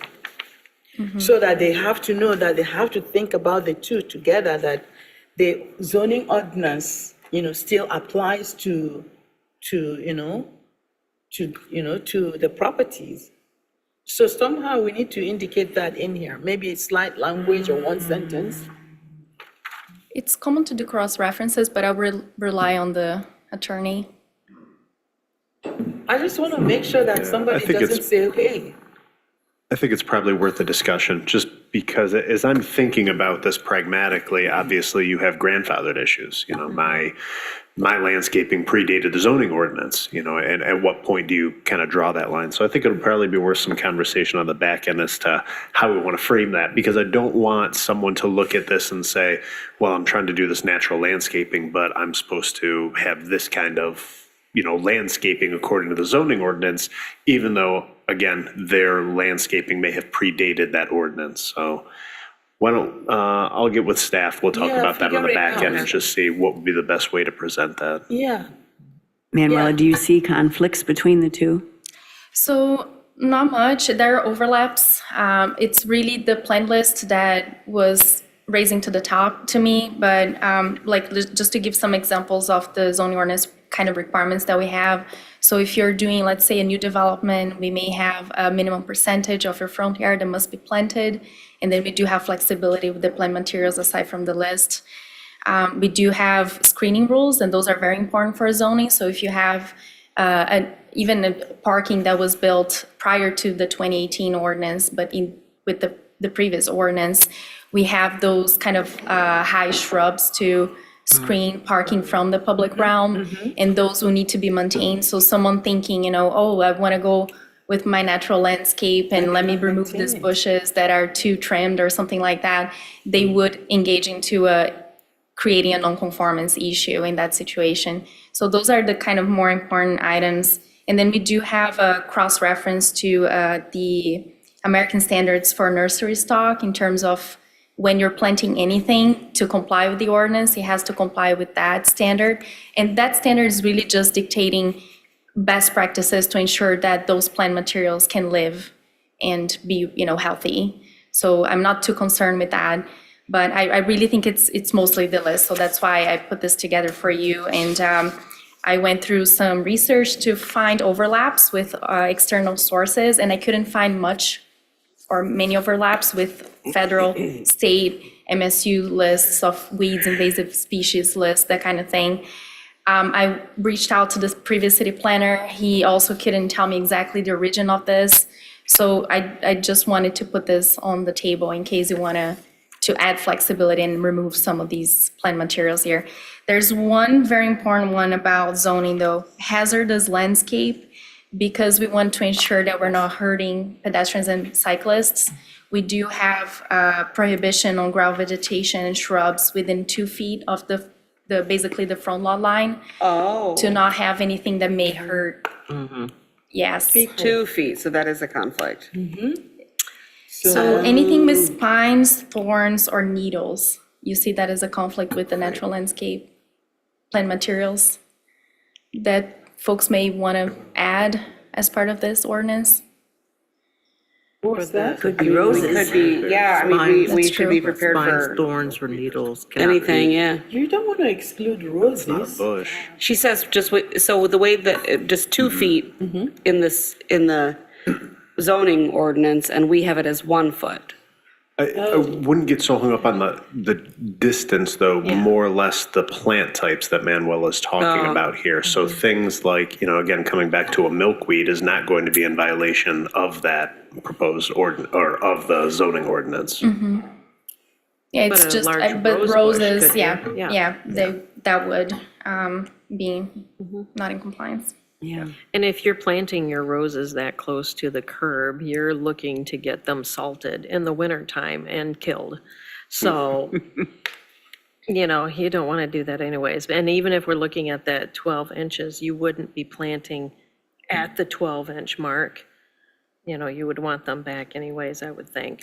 I But- think I have a neighbor who's got pretty close to the I know fence some there. people that have roses that reach out and grab What you. you do is you prune them again and again and again. As far as developing this ordinance, is there, like, I guess, I don't know, I've not drafted a lot of ordinances before. Is there a way we can just, within this ordinance, put something that references back, says referencing all other city ordinances, or like?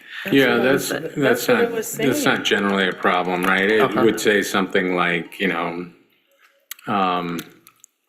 compliance with this ordinance also Yeah. requires compliance with any other applicable, city ordinance. But I will also say too, and this is something you should keep in mind, at least on the education side for people, this would not allow people with other deed restrictions or other bylaws or rules or regulations to have natural landscaping if those same rules or regulations apply, like in a condominium condo, development, yeah. let's say. Yeah, I couldn't take advantage of this. Right. yeah. Yeah.